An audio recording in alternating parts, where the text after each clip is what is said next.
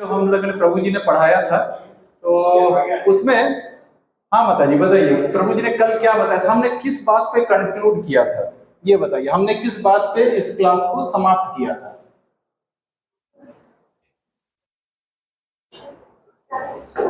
हाँ उसको ऑन कर लीजिए माता जी वो। हाँ हरे कृष्णा।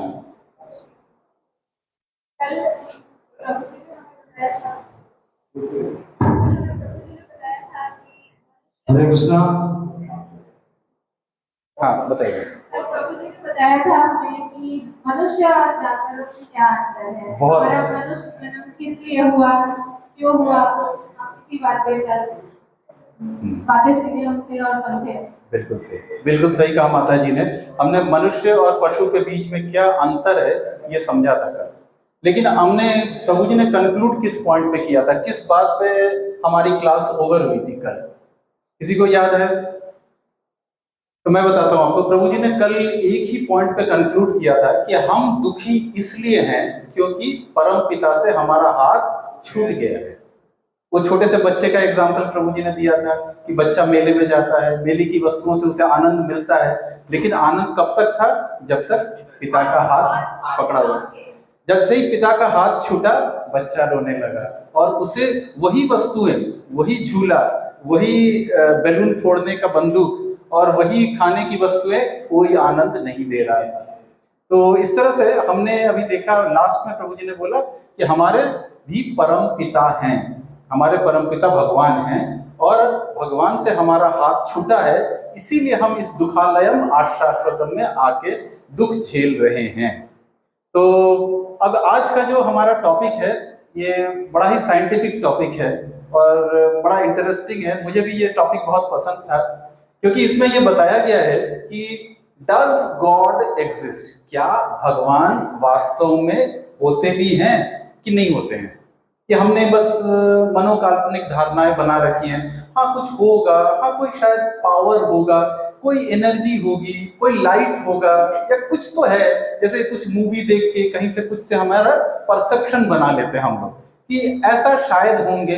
और बाकी हमारे लिए तो YouTube ज्ञान भरा हुआ है, उसमें आप चले जाएं और WhatsApp में तो इतने भगवान के बारे में बोलने वाले आते हैं और आप देखेंगे उनमें से कुछ बोलेंगे भगवान निराकार है।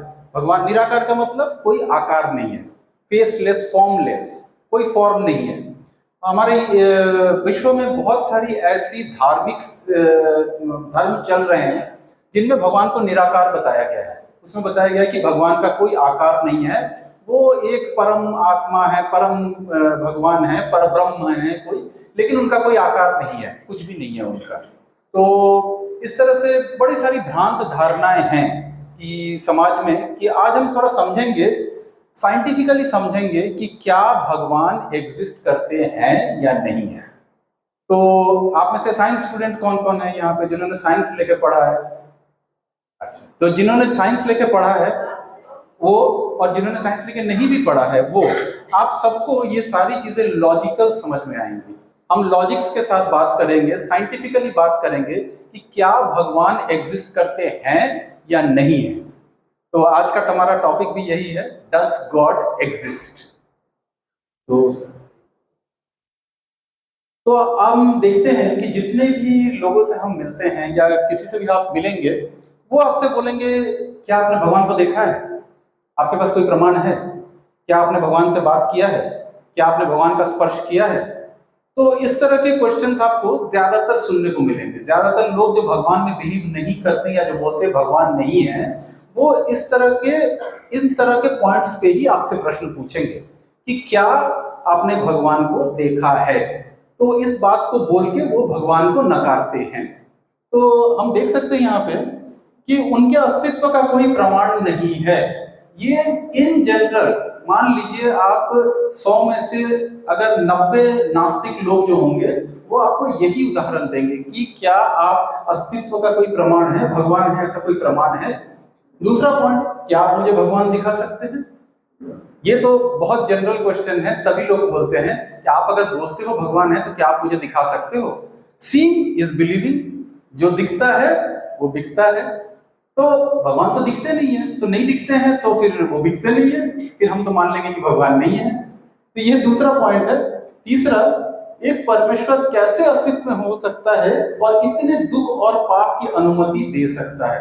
आज के दिन में कलयुग में हम देखते हैं पाप ही पाप है चारों तरफ, तो हम उसके लिए भगवान को ही जिम्मेदार बोलते हैं। हम बोलते हैं कि अगर भगवान है तो हमें क्यों इतना दुख है, हमें किस बात का इसलिए इतना दुख मिल रहा है। किसी न किसी से हमने कल भी चर्चा की, 7 दुख हैं हमारे जिंदगी में। ये 7 दुख सबको बराबर मिले हुए हैं, सबको मिलेंगे, ऐसा कोई नहीं होगा जिसको इन दुखों से बाहर है। किसी को याद है 7 दुख? कौन से 7 दुख थे जो कि वास्तविक दुख में आते थे, वास्तविक प्रॉब्लम? प्रभु जी ने बताया था वास्तविक प्रॉब्लम, एक्चुअल प्रॉब्लम्स 7 बताए थे। 7 में से कुछ बताइए जिन्होंने कल सुना है। हाँ, जन्म मृत्यु जरा व्याधि, ये 4 तो है ही है, ये 4 तो हर किसी को मिलता है। इसके अलावा और 3 है, आदि आत्मिक, आदि भौतिक, आदि दैविक। तो ये जो 7 दुख हैं ये हर किसी को मिलेगा, चाहे वो कोई भी हो, उसे मिलना ही है। वो इन दुखों से बाहर नहीं आ सकता है। तो यहाँ पे लोग ज्यादातर यही बोलते हैं कि अगर भगवान है तो हमें ये दुख क्यों है, हमें तो दुख नहीं होना चाहिए, हम तो जाते हैं मंदिर में, हम जाते हैं वहां पे दान भी देते हैं, फिर हमें ये दुख क्यों आते हैं। तो जनरल क्वेश्चन यही है कि हम भगवान को नहीं मानते क्योंकि उनके रीजंस ये यही चीजें देते हैं। नेक्स्ट स्लाइड कीजिए। अब हम कुछ पॉइंट्स पे साइंटिफिकली डिस्कस करेंगे कि भगवान के अस्तित्व का प्रमाण क्या है। हम तो यही बोल रहे हैं ना कि भगवान हैं, अगर हम ये बोलते हैं कि हम भगवान हैं तो इसके अस्तित्व का प्रमाण क्या है। तो इन प्रमाण को किसी से भी अगर कोई आपसे बोले कि मुझे भगवान का प्रमाण देना है, तो ये सी लॉर्ड को आपको याद रखना होगा। ये बड़ा साइंटिफिक पॉइंट है, आप लोग चाहें तो लिख लीजिए इसको। ये पॉइंट है CL, जनरली ओ को हम लोग OR बोलते हैं, ऑर्डर एंड डिजाइन, तो D for demands and urges. तो ये 4 पॉइंट्स के ऊपर में, इन 4 रीजंस के ऊपर में हम भगवान के अस्तित्व का प्रमाण देंगे कि भगवान है। तो इसके आगे बढ़ते हैं प्रभु जी। अब जो पहला है प्रभु जी, यहां से ठीक है। तो पहला था हमारा क्रिएटर, फर्स्ट के बैक वाला बैक कीजिए प्रभु जी, क्रिएटर। तो हमारा फर्स्ट पॉइंट था क्रिएटर। हम इस क्रिएटर के ऊपर में चर्चा करेंगे। इस पॉइंट के ऊपर में अगर हम चर्चा करते हैं तो हम देखते हैं कि टेलीफोन का आविष्कार किसने किया? ग्राहम बेल ने टेलीफोन का आविष्कार किया। कि ऐसा था कि टेलीफोन ने अपने आप ही उत्पन्न हो गया, टिंग टिंग करने लगा, बजने लगा, ऐसा तो नहीं था। तो ग्राहम बेल ने टेलीफोन का आविष्कार किया। नेक्स्ट आता है स्टीम इंजन। ये स्टीम इंजन का आविष्कार किसने किया? जेम्स वॉट ने स्टीम इंजन का आविष्कार किया। ये स्टीम इंजन भी आसमान से उड़ के नहीं आया था या कहीं से जमीन से पैदा नहीं हुआ था, इसका भी आविष्कार किसी ने किया, किसी ने इसके विषय में सोचा, इसका डिजाइन बनाया, उसके बाद इसको चलाया भी। तो उसी से हमें प्रमाण मिलता है कि स्टीम इंजन जेम्स वॉट ने बनाया। एक और उदाहरण है हमारा टेलीस्कोप। टेलीस्कोप का आविष्कार किसने किया? गैलीलियो ने किया। तो गैलीलियो नाम का एक वैज्ञानिक था जिसने कि टेलीस्कोप का आविष्कार किया। इसका मतलब है कि इसके आविष्कार होने के पीछे भी कोई ना कोई था, कोई एक इंसान है जो कि ये आविष्कार या इन वस्तुओं को बना रहा है। नेक्स्ट, बल्ब का आविष्कार मिस्टर एडिसन ने किया था, थॉमस एडिसन, इन्होंने बल्ब का आविष्कार किया था। तो ये जितने भी उदाहरण हैं साइंटिफिक रिसर्च से और उसके फाइनल प्रोडक्ट के किसने बनाया उसके उदाहरण हैं। क्या ये चीजें अपने से आ सकती हैं? हो सकता है क्या कि कोई अपने से आ जाए? जैसे हमारे यहाँ पे ये ट्यूबलाइट जल रही है LED, ऐसा हो सकता है क्या कि कुछ दिनों के बाद में इससे एक छोटा सा ऐसा बल्ब निकल के आए, ये LED का बच्चा? ऐसा हो सकता है? Is it possible? ये नहीं पॉसिबल है। तो इसका मतलब है कि जो चीजें हमने देखी हैं इसको बनाने वाला कोई ना कोई है यहाँ पे। अब जो विज्ञान है, जो बाकी साइंस है, वो भगवान को नकारती है और उन्होंने हमें एक बड़ा अच्छा उदाहरण दिया है। दिस इज कॉल्ड, इन्होंने भी फिजिक्स पढ़ा होगा, बिग बैंग थ्योरी। ये बिग बैंग थ्योरी है, उसके हिसाब से इस सृष्टि का जो निर्माण हुआ, इस सृष्टि का जो बनाया गया है, वो एक विस्फोट से हुआ है। एक बहुत बड़ा धमाका हुआ और धमाका होने के साथ साथ उससे डिफरेंट डिफरेंट सृष्टि बन गई। उसी में से एक सृष्टि हमारी ये पृथ्वी है। उसी धमाके से पहाड़ बन गए, उसी धमाके से नदियां बन गई, उसी से झील बन गए, उसी से झरने बन गए और इतनी सुंदर सुंदर सारी वस्तुएं इस पृथ्वी की बन गई। तो ये फिजिक्स का एक फिलोसॉफी है, जिसमें कि बिग बैंग थ्योरी के हिसाब से धमाके से सृष्टि का निर्माण हुआ। अच्छा, यहाँ पे इसके अलावा कोई और ऐसा उदाहरण कोई दे सकता है कि धमाके से कुछ वस्तु का सृजन हुआ? कोई बता सकते हैं कि धमाके से सृजन हो सकता है कि नहीं? कोई ऐसा उदाहरण कि आपने आपके दिवाली के पहले आपके घर में कलर कराना था वॉल्स का, आपने पटाखे फोड़े और वॉल्स के कलर हो गए, ऐसा होता है क्या? अभी रशिया यूक्रेन में वॉर चल रहा है, इतने मिसाइल गिर रहे हैं, बिल्डिंग टूट रहे हैं, तो धमाके के साथ टूट रहे हैं, तो क्या वो धमाके के साथ नया बिल्डिंग भी आ रहा है क्या बाहर? कुछ ऐसा आया है क्या? अरे किसी के पास कोई उदाहरण है? हाँ, नहीं यहाँ पे तो नहीं, हमें जो फिजिसिस्ट, जो साइंटिस्ट लोगों ने हमें जो फिलोसॉफी दी है, जो थ्योरी दी है, हम उस थ्योरी के विषय में बात कर रहे हैं कि आपने बोला धमाका हुआ और धमाके से पृथ्वी बन गई, धमाके से ये सृष्टि की रचना हो गई, चलो मान लिया, तो एक और भी तो ऐसा कुछ धमाका हो क्या है कहीं, और या धमाके से कभी कुछ चीज बना है आज तक? प्रभु जी, I don't think that can be created by blasting. Blasting से कभी क्रिएशन नहीं हो सकता है, एक्सट्रैक्शंस हो सकते हैं, एक्सट्रैक्शन और डिस्ट्रॉय हो सकता है। Correct correct correct. तो हमने देखा है कि साइंटिफिक थ्योरी जो दी गई है वो टोटली बोगस थ्योरी है। ये टोटली बोगस थ्योरी है, इसका कोई बेसिस नहीं है। प्रभु जी, किसी ने, प्रभु जी, can I speak one word? माता जी, आफ्टर क्लास, यानी भगवान होने का सबसे बड़ा ये है कि मैं हूँ इसका माता जी मतलब। After class we will discuss it after class. तो इसमें जो ये फिलोसॉफी है, ये बिग बैंग फिलोसॉफी है, ये टोटली गलत फिलोसॉफी है और यही चीज हमें समझाई जाती है और हम इसी को समझ के बड़े होते हैं कि ऐसा हुआ होगा कि कोई विस्फोट हुआ और उससे ये सृष्टि बन गई। तभी हमने देखा कि ये big bang theory total nonsense है। आ जाइए प्रभु जी इसके बाद। ये जैसा कि मैंने आपको बताया, बिल्डिंग को अगर हम धमाके से उड़ाते हैं तो कोई नया बिल्डिंग बन के निकल के नहीं आता, वो पुरानी बिल्डिंग खत्म हो जाती है।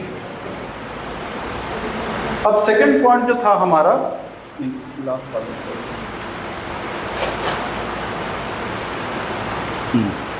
सेकंड हमारा पॉइंट है लॉ मेकर। फर्स्ट पॉइंट में हमने बताया क्रिएटर। क्रिएटर का मतलब है कि जैसे हर वस्तु के क्रिएशन के पीछे कोई इंसान है, उससे यही प्रमाण होता है कि फिजिक्स की जो बिग बैंग थ्योरी है वो गलत है और ये जो सृष्टि की रचना हुई है इसमें जितने भी पौधे हैं, पेड़ पौधे, पक्षियाँ, सब कुछ है, पहाड़ पर्वत नदी, ये सारी चीज़ों के पीछे भी कोई है। देयर इज सम क्रिएटर, कोई क्रिएटर है। ड्राइवर, गाड़ी है तो ड्राइवर है, पेंटिंग है तो पेंटर है, कुछ भी आप देख सकते हैं, जिसकी भी जो भी वस्तु आपके सामने आती है उसके पीछे कोई ना कोई उसको बनाने वाला या कोई ना कोई उसके विषय में सोच के ही तभी वो चीज सामने आई है। तो ये जो पूरी सृष्टि है, इतनी बड़ी सृष्टि हुई है, इन सृष्टि के पीछे भी कोई ना कोई है।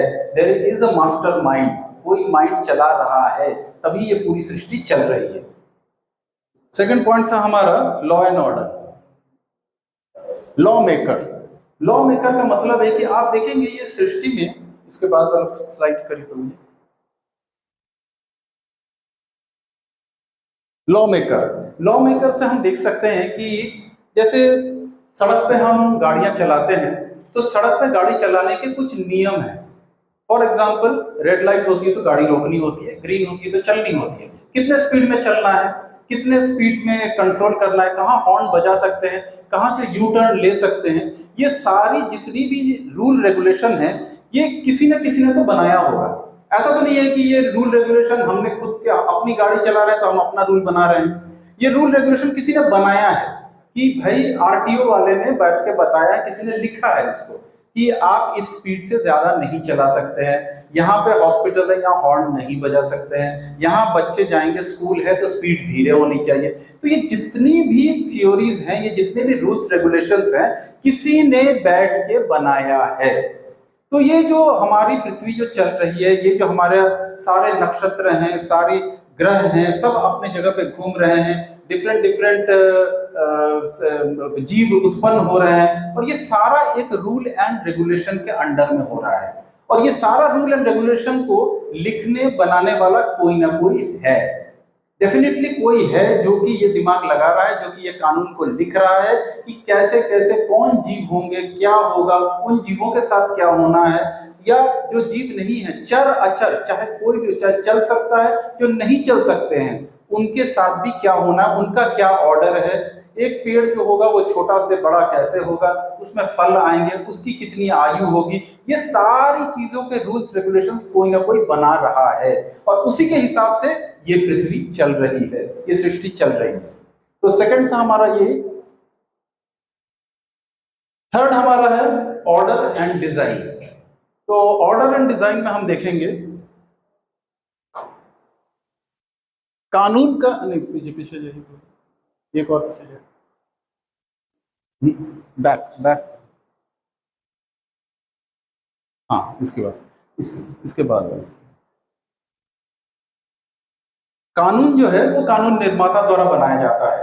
तो इसी प्रकार से हमारी जो ये सृष्टि है, ये सृष्टि को भी बनाने वाले भगवान हैं, कोई ना कोई है जो इसके कानून को लिख रहा है, और उसके हिसाब से ये सृष्टि चल रही है। नेक्स्ट आइए। अब आप देखिए इसमें कि कितने प्रकार की विभिन्नताएं हैं, इसमें कितने प्रकार के रूल्स रेगुलेशंस हैं। ये एक जानवर है जिराफ, हमने इसका उदाहरण लिया है कि ये एक जानवर है जिराफ, जिसकी गर्दन बड़ी लंबी होती है। इसकी गर्दन ही सिर्फ लंबी नहीं होती है, इसका जो दिल है वो 11 किलो का है और 2 फीट का होता है, 2 फीट लंबा और 11 किलो उसका वेट होता है।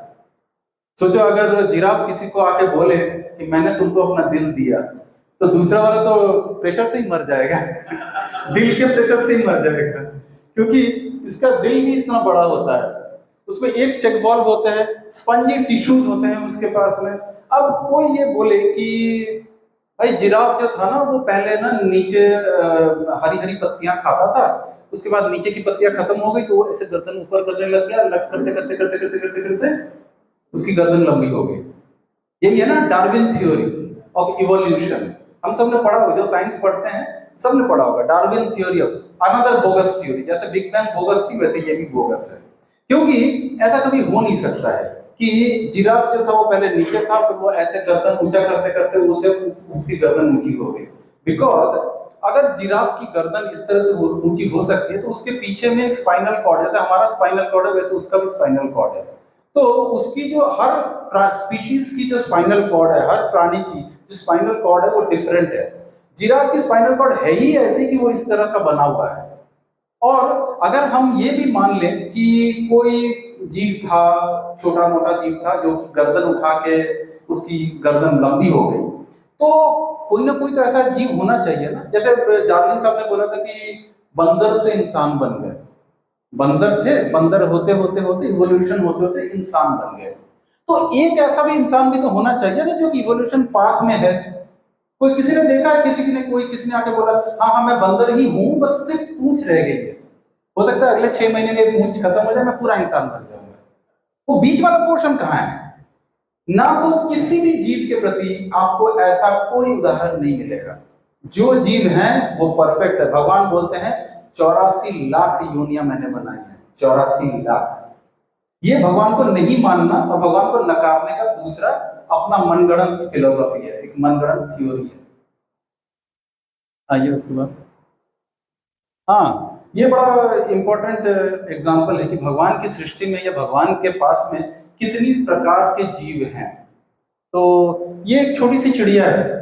ये जो चिड़िया है ये साल में 1000 मील तक ट्रैवल करती है, 1000 माइल्स ट्रैवल करती है, और 1 सेकंड में 75 बार अपने पंख ऊपर नीचे करती है।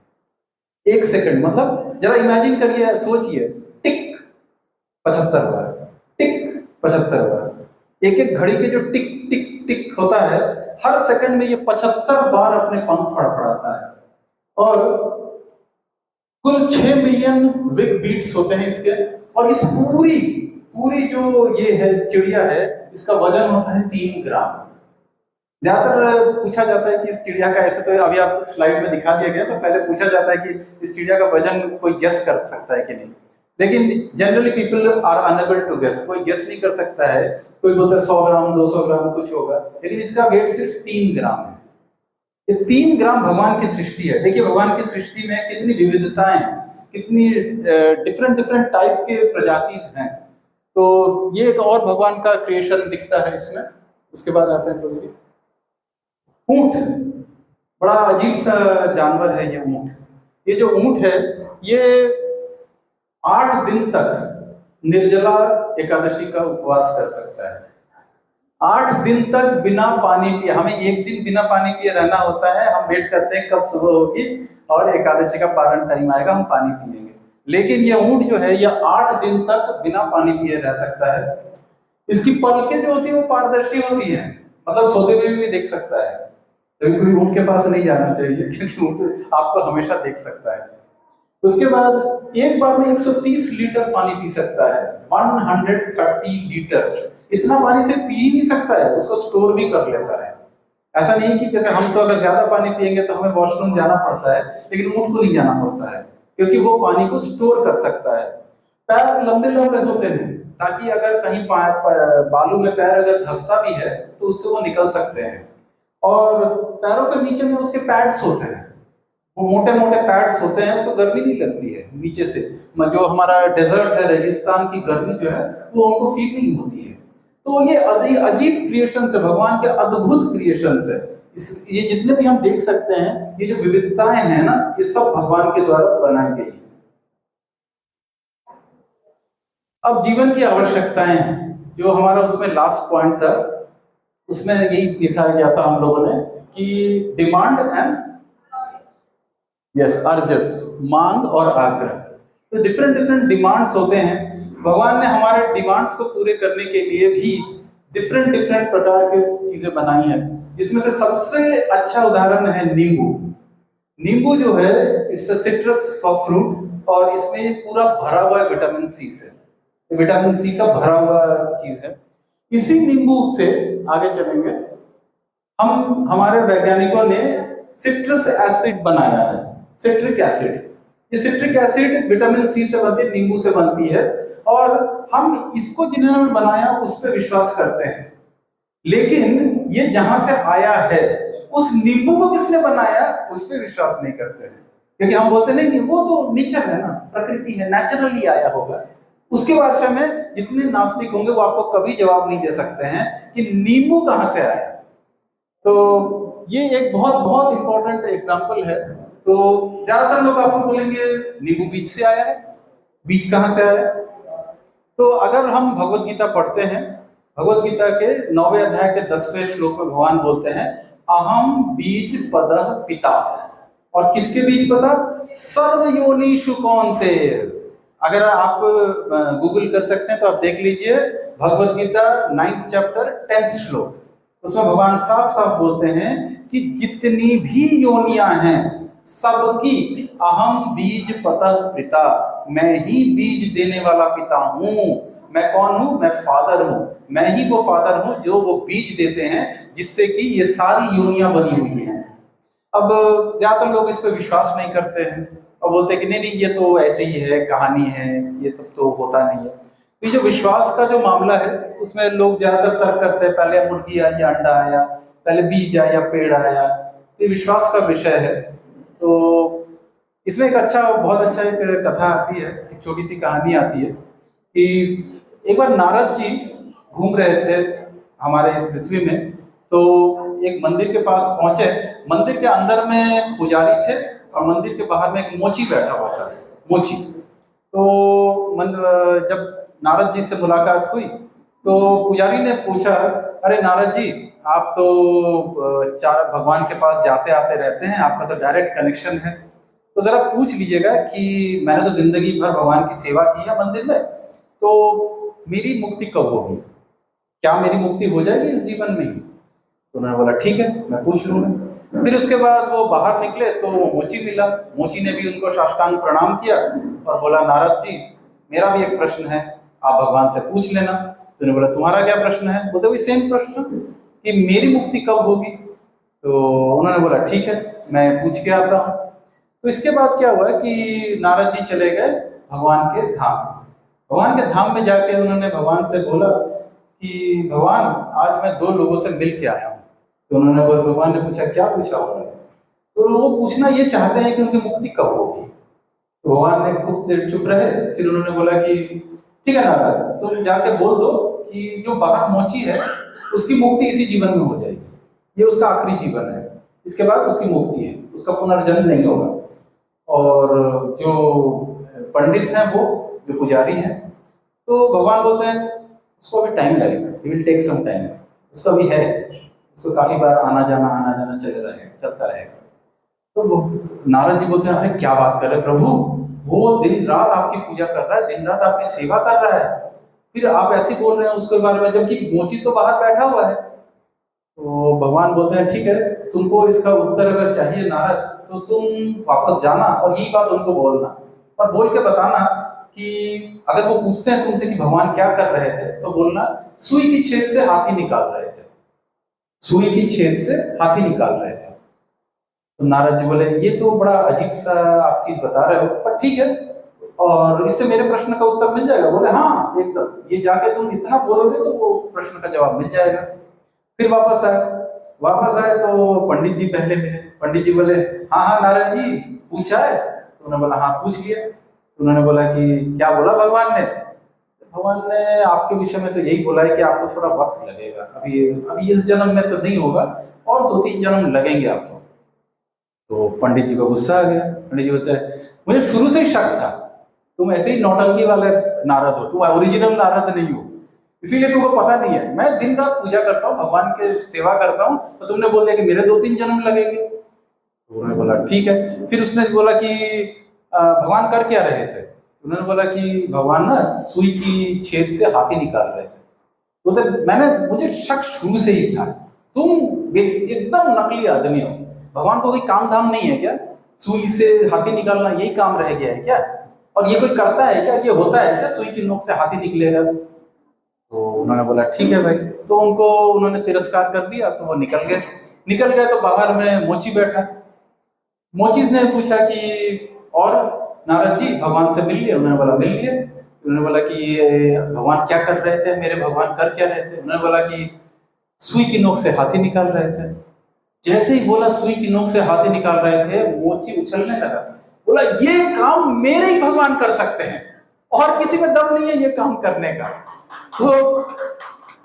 तो मोची बोलता है, तो नारद जी बोलते कि तुम्हें विश्वास है इस चीज का? उन्होंने बोला 100% पूरा विश्वास है, मुझे पूरा पता है मेरे भगवान ये काम कर सकते हैं। जो मेरे भगवान एक छोटे से बीज में इतना बड़ा पेड़ डाल सकते हैं, इतना बड़ा पौधा निकाल सकते हैं, वो एक सुई की नोक से हाथी नहीं निकाल सकते हैं? निकाल सकते हैं वो। तो नारद जी को समझ में आया कि हाँ, इसका भगवान पे जो विश्वास है ना वो दृढ़ है। इसीलिए भगवान ने बोला कि ये इसका आखिरी जन्म है, भगवान पे विश्वास और भगवान के ऊपर में जो इसकी आसक्ति है, जो इसकी शरणागति है, इसकी वजह से ही इसकी मुक्ति निश्चित है। न कि आप दिन रात भगवान के आगे अगरबत्ती कर रहे हैं लेकिन भगवान पे विश्वास नहीं करते हैं। तो ये एक छोटा सा उदाहरण था। इसके बाद हम आगे बढ़ेंगे। अब जो हमारा नेक्स्ट क्वेश्चन आता है साइंटिफिकली इसमें कि भगवान की परिभाषा क्या है, डेफिनेशन ऑफ गॉड। भगवान को हम कैसे, अगर भगवान को डिफाइन करना है तो हमें जानना होगा कि उसके कैरेक्टरिस्टिक्स क्या है, मतलब उनकी क्या खासियत है, क्या विशेषताएं हैं, जिससे कि हम ये समझ सके कि भगवान की वो आदमी, वो इंसान या जो कोई भी है, वो उनमें क्या क्या क्वालिटीज हैं। तो इन क्वालिटीज के बारे में अब हम देखेंगे कि इसमें 4 क्वालिटीज जो होती हैं उसमें बताया जाता है spec, SPEC। S is for supreme source, हर एक के आगे में हम सुप्रीम वर्ड ऐड करेंगे। सुप्रीम अगर हम ऐड करते हैं तो उसका पहला आता है supreme source, supreme proprietor, supreme enjoyer, supreme controller. यानी कि जो भगवान हैं उनकी जो सबसे बड़ी डेफिनेशन है या कैरेक्टरिस्टिक्स है वो है सुप्रीम सोर्स। ये वर्ड सुप्रीम जो है इसका मतलब है nothing is equal to him, nothing is higher than him. कोई ना तो उनके बराबर है ना तो कोई उनसे ऊपर है, तभी वो वर्ड सुप्रीम यूज होता है। तो हम यहाँ पे देखेंगे कि भगवान प्रत्येक वस्तु के सुप्रीम सोर्स हैं, जो स्रोत हैं वो भगवान ही हैं।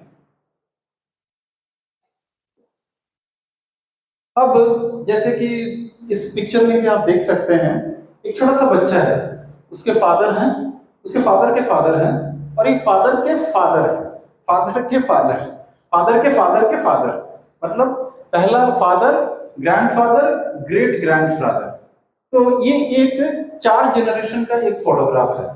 अब इस 4 जनरेशन के फोटोग्राफ के में जब ये बच्चा अभी बहुत छोटा है, जब ये बड़ा होगा उसको ये फोटोग्राफ दिखाया जाएगा और दिखा के उसको बताया जाएगा कि ये जो है ना ये तुम्हारे ग्रेट ग्रैंडफादर है जिनकी गोद में तुम बैठे हुए हो। ये चीज बच्चा जब बड़ा होगा उसको बताया जाएगा, लेकिन जब तक बच्चा बड़ा होगा हो सकता है इसमें से काफी लोग नहीं रहेंगे इस पिक्चर में। तो इसमें तो चलो बच्चे के साथ फोटोग्राफ हो गया तो हम बता सकते हैं बच्चे को कि ये तुम्हारे ग्रेट ग्रैंडफादर हैं। तो पर ऐसे बहुत लोग होंगे जिन्होंने अपने ग्रैंडफादर को देखा है। कुछ हो सकता है इसमें आप में से कि जिन्होंने ग्रेट ग्रैंडफादर को देखा है, परदादा को, लेकिन क्या किसी ने उसके ऊपर जनरेशंस को देखा है आपने? पर दादा, पर दादा, तो क्या वो नहीं थे? नहीं, आप में से कोई ऐसा है जो ये बोलेगा कि पर दादा मेरे नहीं थे, वो निराकार थे? क्यों? क्योंकि उनका फोटो नहीं है। फोटो नहीं है ना, आपने तो देखा ही नहीं, आप कैसे बोल सकते हो?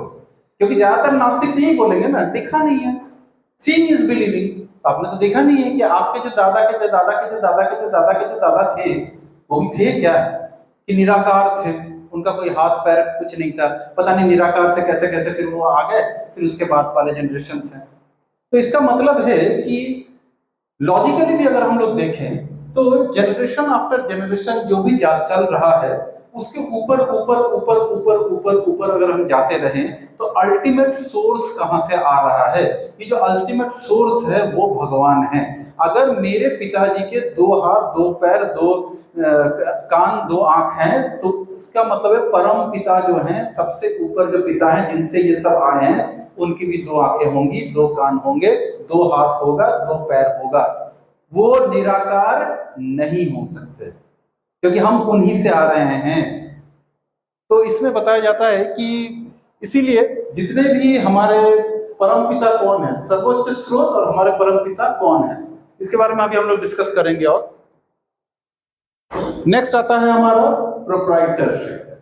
प्रोप्राइटर मतलब होता है कि मालिकाना, कौन मालिक है, कौन जो है, हम अपने आप को, हर कोई अपने आप को मालिक समझते हैं। हम कभी मकान के मालिक होते हैं, कभी दुकान के मालिक होते हैं, कभी अपने वाइफ के मालिक बन जाते हैं, अपने बच्चों के मालिक बन जाते हैं। मालिक बनने का हमारा बड़ा शौक है, बहुत बहुत शौक है। तो पर अल्टीमेट मालिक कौन है, अल्टीमेट प्रोप्राइटर कौन है? तो ये देखने के लिए कि अल्टीमेट प्रोप्राइटर कौन है, आगे बढ़िए। हाँ, 1 मिनट होगी। इसमें दिखाया गया सास और बहू, एक सास है और एक बहू है, और इन दोनों के बीच में कौन प्रोप्राइटर है, कौन मालिक है? अच्छा, सास, बहू नहीं है, कोई भी नहीं है। नहीं, ऐसा नहीं होगा प्रभु जी, कोई तो कोई प्रोप्राइटर होगा, कोई ना कोई तो मालिक होगा इसमें से। तो इसमें एक बड़ी अच्छी कथा आती है, सास बहू से याद आ रहा है कि एक बार एक सास जो थी वो मंदिर गई थी, और एक जो जनरली पहले जमाने में लोग भिक्षाएं मांगते थे, तो भिक्षा मांगने आए तो बहू ने बोल दिया चलो चलो चलो आगे चलो, अभी प्रसाद बनानी है, आगे बढ़ो। तो वो आगे बढ़ गए, तो थोड़ा दुखी हो गए थे। जनरली पहले जमाने में लोग मांगते थे तो देते थे, तो वो आगे बढ़ते गए, बड़ा दुखी होकर जा रहे थे, वापस उधर से सास आ रही थी। तो सास ने देखा उसको, बोला कि क्यों बाबा, क्यों दुखी हो? बोला अरे ये कैसे घर में चला गया था मांगने। बोलते किस घर में गए थे? तो ये उन्होंने दिखाया उस घर में। बोला उस घर में गए थे, मिला नहीं? बोला नहीं नहीं मिला तो नहीं। उन्होंने बोला कि एक बहू कोई निकली थी, वो बोली मेरे को आगे बढ़ जाओ तुम। तो बड़े बड़े रुष्ट वे में मुझे बताया, तो इसलिए मैं थोड़ा दुखी था। मैंने बोला तुम मेरे साथ चलो। उन्होंने उनका हाथ पकड़ा और वापस लेके गए अपने ही घर में। उसके वहां पे जाके बोलते हैं आप यहीं पे इंतजार करो, मैं अभी आ रही हूँ। तो बाबा को लगा कि अब तो कुछ मिलने वाला है। तो वो जो सास थी वो अंदर गई, अपना जितनी पूजा पाठ का सामग्री था वो सब रखा, सब कुछ करके दरवाजा बंद कर दिया। उसके बाद दरवाजा थोड़ा सा खोल के बोलती है कि अभी तक खड़े क्यों हो, जाओ यहाँ से, पता नहीं अभी तक प्रसाद बना नहीं है। तो बता रहे ये बताने के लिए आपने मेरे को वापस खींच के लाया, ये तो आपकी बहू ने भी बताया था, उन्होंने भी तो मुझे दिया नहीं था। बोलते कि अरे वो कौन होती है ना बोलने वाली, इस घर की मालकिन मैं हूं ना, मैं ना बोलूंगी। तो इतनी हमारी जो प्रोप्राइटरशिप है, इतनी जो कंट्रोलर मालिक वाली जो ये हमारी में क्वालिटीज है, वो इसलिए इतनी ज्यादा है। तो हमारा सुप्रीम नहीं, इसके पहले वाला प्रोप्राइटर, सुप्रीम प्रोप्राइटर अल्टीमेटली भगवान है। जो मालिक है हमारे, वो सबके हमारे भगवान मालिक हैं। हम छोटी छोटी वस्तुओं के, छोटी छोटी खुशियों के मालिक हो सकते हैं, लेकिन हम सभी चीजों के मालिक नहीं हैं। सभी चीजों की सृष्टि का मालिक सिर्फ और सिर्फ भगवान है। एंजॉयर, ये एंजॉयर जो है, हम सब यहाँ पे एंजॉयमेंट चाहते हैं, हम सब यहाँ पे एंजॉय करने के लिए आए हैं, और हम अपने एंजॉयमेंट में वृद्धि करने के लिए सारी तरह की जितनी भी हमारी एफर्ट्स है, वो सिर्फ और सिर्फ एंजॉयमेंट की वृद्धि के लिए है। तो इसमें एक बहुत सुंदर दिखाया गया, ये आप देख सकते हैं, ये एक उदाहरण है कि ये कोई माता जी हैं जो कि तैयार हो रही हैं और एक बिंदी लगा रही हैं अपने सिर पे, और शीशे के सामने खड़े होकर बिंदी लगा रही हैं। तो अब प्रश्न ये है कि अगर माता जी ने बिंदी अपने सिर पे नहीं लगा के शीशे में बिंदी लगाई, शीशे में माता जी ने बिंदी लगाई, तो क्या माता जी के शीशे के सामने से हटने पर वो बिंदी दिखेगी? दिख सकती है क्या? शीशे पे बिंदी लगाई है, जब माता जी दूसरे शीशे में जाएंगी, क्या वो बिंदी दिखेगी? नहीं दिखेगी। वैसे ही अगर माता जी ने बिंदी अपने ऊपर लगाई और अब वो चाहे किसी भी शीशे के सामने जाए, क्या उनको वो बिंदी दिखेगी? तो उनको अपनी अगर बिंदी देखती है, तो अब आप इसी को एग्जाम्पल को समझ लीजिए कि ये जो माता जी का या हम लोग हैं, हमारी जो बॉडी है, इसको मान लीजिए भगवान। अगर हमने, और ये बिंदी जो है वो खुशी है, खुशी है, अगर हमने इस भौतिक संसार रूपी जो शीशा है उस पे बिंदी लगाई, मतलब वहां से खुशियां ढूंढने की कोशिश की, तो जैसे ही शीशे के सामने से हटेंगे, खुशियां गायब। लेकिन अगर ये खुशी हम परमानेंट चाहते हैं, अगर हमेशा चाहते हैं ये खुशी रहे, तो बिंदी भगवान के साथ लगानी होगी। भगवान, क्योंकि हमारा बॉडी को अगर हम भगवान माने, तो भगवान के साथ खुशी ढूंढनी होगी, भगवान में खुशी ढूंढनी होगी। क्योंकि भगवान में अगर खुशी ढूंढते हैं, तो ऑटोमेटिकली हम चाहे कहीं भी जाएं, हमें खुशियां ही मिलेंगी। हमारा दोष क्या है कि हम इस संसार रूपी, इस भौतिक संसार रूपी जो जगत है, उसमें खुशी ढूंढ रहे हैं। कल के क्लास में प्रभु जी ने एक बात बताई थी कि गलत जगह पे गलत चीज ढूंढ रहे हैं। केमिस्ट की दुकान में जाके मिठाई मांग रहे हैं, तो ये पॉसिबल नहीं है।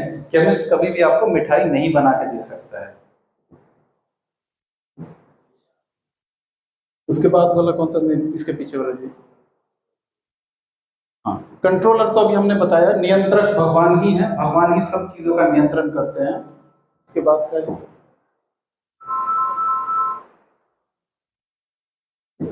जो यहाँ पे कंट्रोलिंग एटीट्यूड का एक और बहुत अच्छा एग्जांपल आया है यहाँ पे, ये हमारा बॉडी है। इस बॉडी में हम अपने आप को कंट्रोलर समझते हैं कि हम सारी चीजों को कंट्रोल कर सकते हैं, चीजों को कंट्रोल कर सकते हैं, कैसे क्या चीजें होंगी वो सोच सकते हैं। तो इसमें एक हमारे बॉडी का स्ट्रक्चर दिखाया गया कि हमारे बॉडी के अंदर में इतने सारे पार्ट्स हैं, गॉल ब्लैडर्स हैं, पैनक्रियाज है, लिवर है, ये आप देख सकते हैं, स्मॉल इंटेस्टाइन, लार्ज इंटेस्टाइन। क्या इनमें से किसी के ऊपर आपका कोई कंट्रोल है? क्या आप कंट्रोल कर सकते हो? इनको तो छोड़ दीजिए, अगर आपको ज्यादा पानी पिला दिया जाए, कितनी देर तक आप बिना बाथरूम गए रोक सकते हो? कंट्रोल कर सकते हैं नेचर्स कॉल को? नहीं कर सकते हैं। और फिर भी हमें घमंड किस बात है कि हम कंट्रोलर हैं, हम कंट्रोल कर सकते हैं। हम अपने आप को, अपने बॉडी के सारे लक्षणों को कंट्रोल नहीं कर सकते हैं, दूसरे की तो बात ही छोड़ दीजिए। तो उसके लिए ये एग्जाम्पल दिया गया है कि सिंस हम अपना ही कंट्रोल खुद नहीं कर सकते तो बाकी दुनिया की क्या कंट्रोल करेंगे। अब जो एक प्रश्न आता है कि जनरली जो लोग होते हैं वो बोलते हैं कि क्या भगवान को देखे हैं, क्या आपने भगवान को देखा है। तो इसमें अब हम थोड़ा समझने का प्रयास करेंगे कि भगवान को कैसे देखें, मतलब भगवान को देखने का उपाय क्या है। तो इसमें हम लोग अभी आगे बढ़ेंगे, प्रभु को कैसे देखें। इसका फर्स्ट जो थ्योरी आता है वो आता है, आप देख सकते हैं, कारण और प्रभाव का सिद्धांत। मतलब ये बोला जाता है कि cause and effect philosophy, cause and effect. कोई चीज अगर हो रही है तो हमें इतनी बुद्धि होनी चाहिए कि हम ये समझ सके कि इसको करने वाला कोई है। हाँ ठीक है, छोटा बच्चा है उसे समझ में नहीं आता है, लेकिन बड़े लोगों को ये बात समझ में आती है। फॉर एग्जाम्पल ये कठपुतली का डांस, ये कठपुतली का जो डांस होता है उसमें हर कठपुतली किसी न किसी धागे से बंधा हुआ है और उस धागे को नचाने वाला कोई ना कोई है। ये एक बुद्धिमान व्यक्ति समझ सकता है कि भाई कठपुतली जो नाच रही है, बच्चा हो सकता है नहीं समझे, उसे लगता है कि ऐसी कठपुतली नाच रही है, लेकिन हर बुद्धिमान व्यक्ति को पता है कि कठपुतली के पीछे में धागे से बंधे हुए होते हैं और पीछे में लोग होते हैं जो उसको चलाते हैं, नचाते हैं। ठीक इसी प्रकार से हम भी इन कठपुतलियों के जैसे ही हैं। भगवत गीता में भगवान बोलते हैं कि हमारे भी सारे कर्म जो हैं वो प्रकृति के 3 गुणों के द्वारा हम बंधे हुए हैं, सतोगुण, रजोगुण और तमोगुण। ये 3 गुणों की रस्सियों से हम बंधे हुए हैं, तीनों रस्सियां ही हैं। चाहे सतोगुण है वो रस्सी है, उसको आप मान सकते हैं कि वो सोने की रस्सी है, रजोगुण जो है वो चांदी की रस्सी है, तमोगुण जो है वो लोहे की रस्सी है, पर है रस्सी ही। ये सारी की सारी रस्सियां हैं और इन्हीं रस्सियों से बंध के हम सारा काम करते हैं। हमें कभी कभी लगता है कि हम बाहर गया, किसी ने हमने सामने देखा कि कोई गाड़ी रोका और एक इंसान को एक थप्पड़ मार के आया। जो मार खा रहा है वो भी बंधा हुआ है, जो मार रहा है वो भी बंधा हुआ है। उसे ये नहीं सोचना चाहिए कि मेरे ताकत की वजह से मैंने मार दिया, नहीं, तुम्हारी ताकत से तुमने नहीं मारा, तुम्हें प्रकृति के इन तीनों गुणों से बंधे होने के कारण तुम मार पाए। वो उन्होंने मरवाया, तुमने मारा। और जो मार खा रहा है वो भी प्रकृति के तीनों गुणों से बंधा हुआ है, वो भी मार खा रहा है प्रकृति के तीनों गुणों के कारण। तो इस तरह से हम देख सकते हैं कि कोई ना कोई कंट्रोलर है और इस कंट्रोलर के कारण ही कारण और प्रभाव का सिद्धांत होता है। कुछ भी हो रहा है उसका कोई ना कोई कारण है, और वो जो कारण है वो कारण सिर्फ और सिर्फ भगवान है। किसी चीज का होना ही इस बात का प्रमाण है कि भगवान है। कोई भी चीज अगर हो रही है तो भगवान है, डेफिनेटली भगवान है, तभी वो चीज हो रही है, वरना वो चीज नहीं होती। आगे बढ़िए।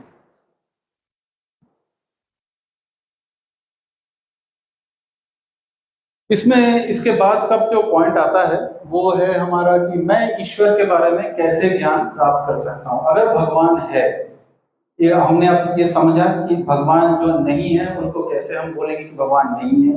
अब हम ये समझना चाहते हैं कि भगवान के विषय में हम ज्ञान कैसे प्राप्त कर सकते हैं, क्या क्या उपाय हैं जिससे कि हम भगवान को जान सकते हैं। तो इसमें 3 सिद्धांत बताए गए हैं। पहला बताया जाता है प्रत्यक्ष प्रमाण, एक्सपेरिमेंटल नॉलेज। सेकंड आता है अनुमान प्रमाण, यानी कि मनोधार्मिक नॉलेज। तीसरा आता है शब्द प्रमाण। शब्द प्रमाण मतलब हियरिंग फ्रॉम द ऑथोरिटी। जितने ऑथराइज्ड बुक्स हैं, ऑथराइज्ड पीपल हैं, ऑथराइज्ड आचार्य हैं, उनसे सुनना, उनसे सुन के जो ज्ञान प्राप्त होता है वो उसको कहते हैं शब्द प्रमाण।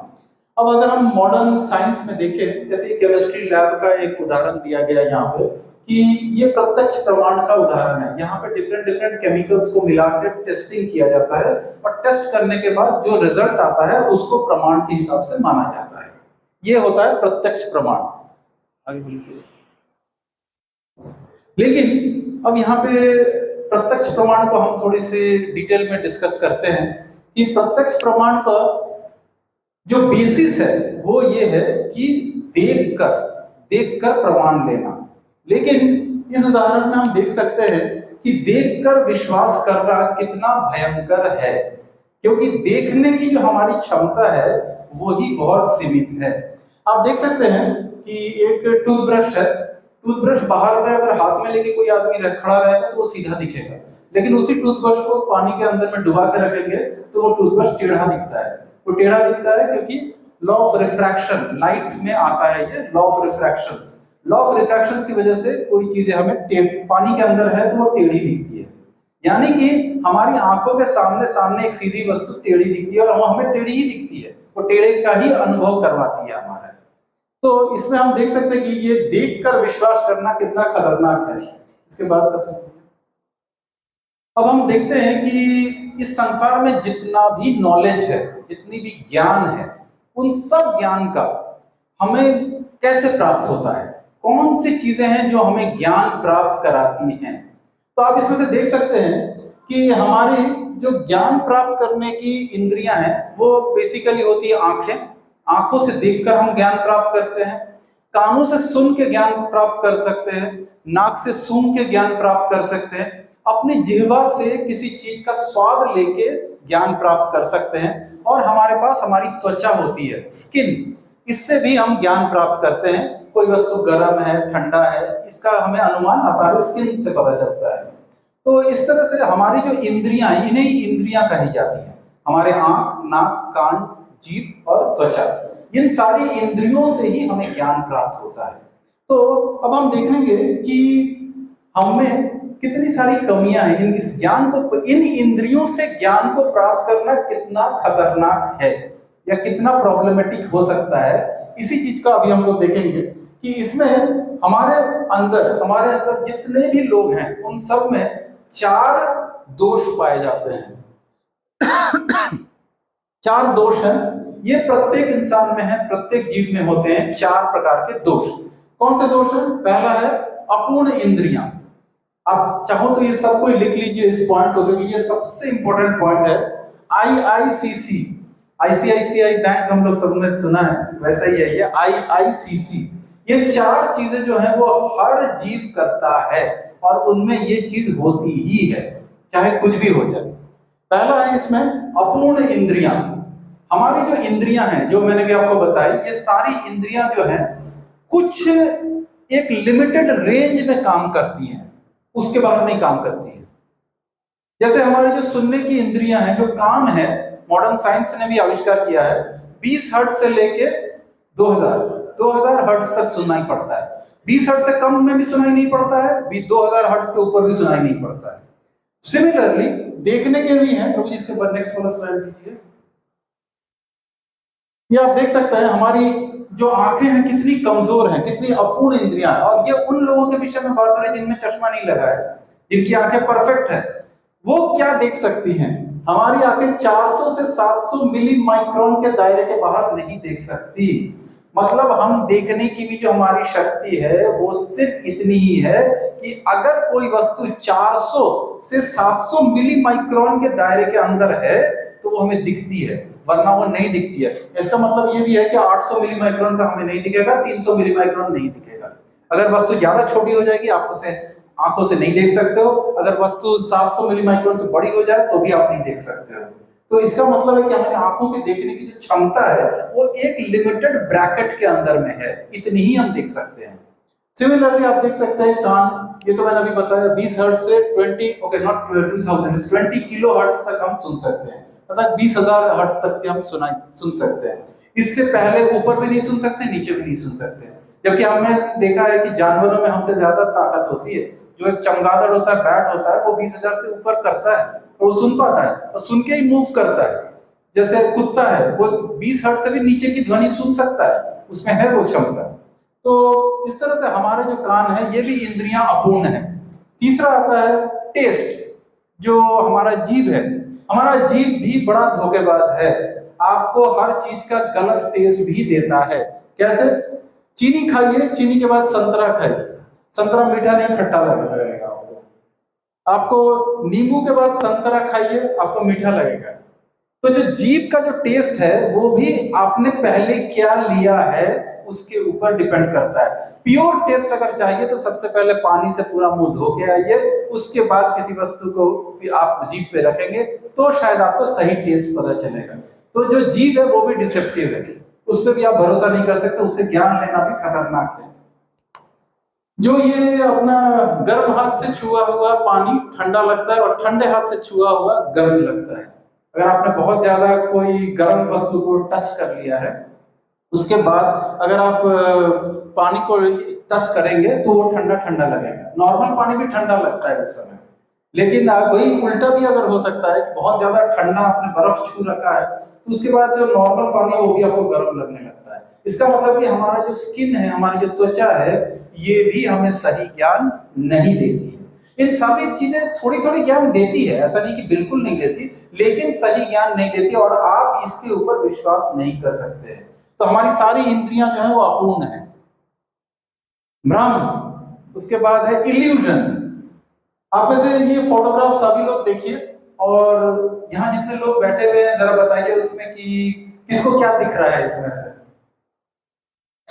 हाँ बताइए माता जी। एक नवी नकुल प्रभु जी माइक बताइए माता जी। तीन चीजें नजर आ रही है। तो है एज ग्रुप, मतलब एक दो बूढ़े जने हैं, ठीक है, एक लेडीज है, जेंट्स है, और इसमें दो नीचे दिखा रहे हैं, उसमें दो जेंट्स बैठे हुए गिटार बजा रहे हैं और एक बैठे हुए सर पे मटका लगा के सुन रही है, और एक लेडीज है वहां कोने में दिख रही है वहां पे, और एक घर सा नजर आ रहा है, और एक घर सा नजर आ रहा है, घर, ठीक है। और किसी को कुछ नजर आ रहा है? और कोई है जो बता सकते हैं कि इसमें और कुछ नजर आ रहा है उनको?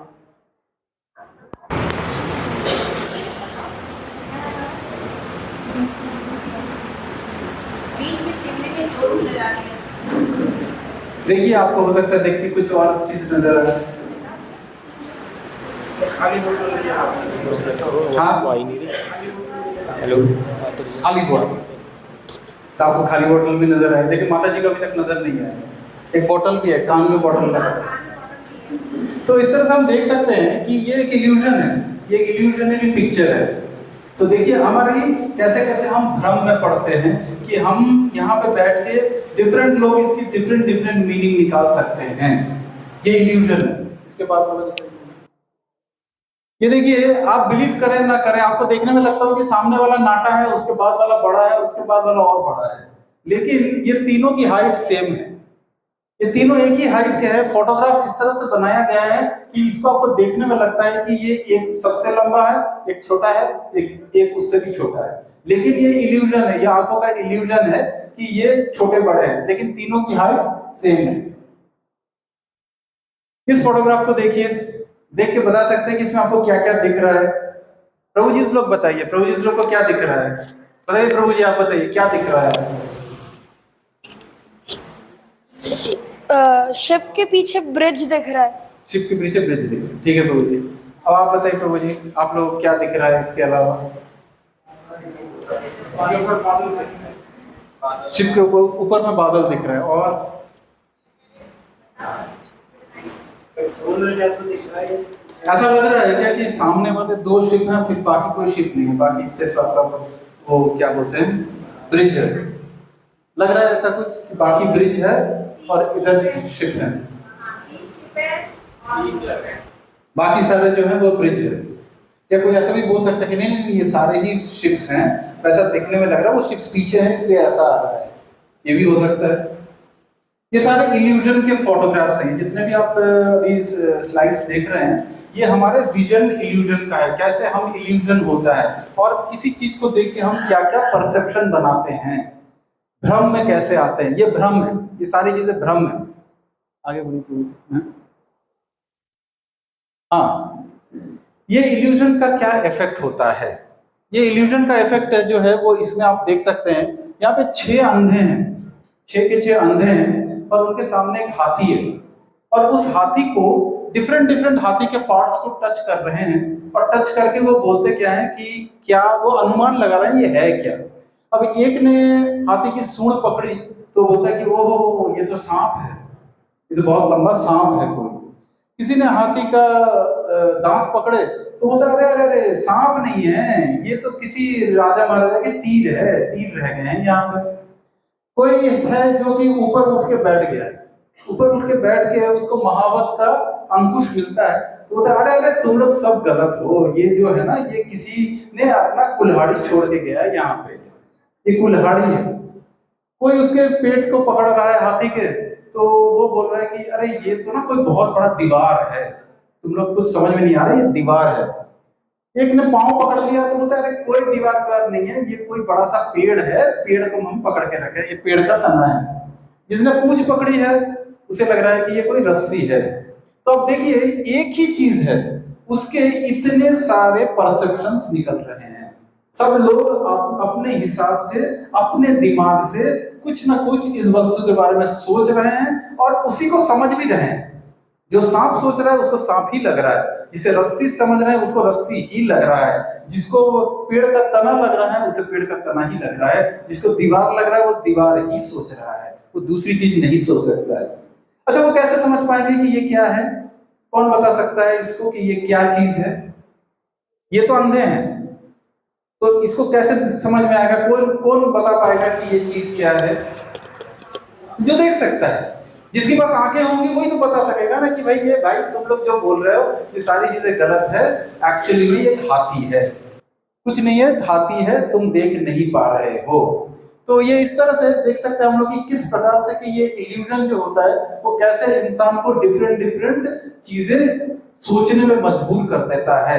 इसी तरह से भगवान के विषय में भी बड़े सारे लोगों ने बड़े बड़े परसेप्शन बना रखे हैं, लेकिन वो सब इसी अच्छे अंधों के जैसे हैं। कोई बोलता है भगवान निराकार है, कोई बोलता है भगवान लाइट है, कोई बोलता है भगवान इज एनर्जी, कोई बोलता है भगवान है ही नहीं। ये सारे जो परसेप्शंस हैं ये सब इन 6 अंधों के जैसे हैं। सबने अपना अपना अनुमान प्रमाण लगा के बोल रहे हैं और अपने अपने इल्यूजन में बात कर रहे हैं। लेकिन कौन बता सकता है? जिसने भगवान को प्राप्त किया है, जिसने भगवान को पाया है, वो लेकिन बता सकता है कि नहीं जो तुम बोल रहे हो वो सही नहीं है। भगवान एक फॉर्मलेस नहीं है, फॉर्मफुल आदमी है, उनके भी हाथ हैं, पांव हैं, सब कुछ है, वो सुनते हैं, बोलते हैं, खाते हैं, सब करते हैं जैसा हम करते हैं। इसके बाद चलते बोलिए। अब इसमें ही आता है लास्ट वाला प्रमाण, दैट इज कॉल्ड शब्द प्रमाण। ये शब्द प्रमाण जो है ये सबसे इंपॉर्टेंट प्रमाण है। भगवान के होने का सबसे इंपॉर्टेंट प्रमाण जो है वो शब्द प्रमाण ही है। इसमें हियरिंग फ्रॉम द ऑथोरिटी, परंपरागत ज्ञान। हमारे इस्कॉन में Bhagavad Gita as it is, जो इस्कॉन का आइकन बुक है, आप में से किसी ने देखा है उसको? कभी खोला है उसके अंदर में? अगर आप उसको खोलेंगे तो आप शुरुआत में ही पाएंगे, भूमिका के बाद ही आपको मिलेगा। भगवत गीता स्टार्ट होने के पहले ही हमारे संस्थापक आचार्य श्रील प्रभुपाद ने, आप देखेंगे पूरा लीनेज दिया है उन्होंने कि ये जो ज्ञान है ये भगवान श्री कृष्ण से कैसे उन तक पहुंचा।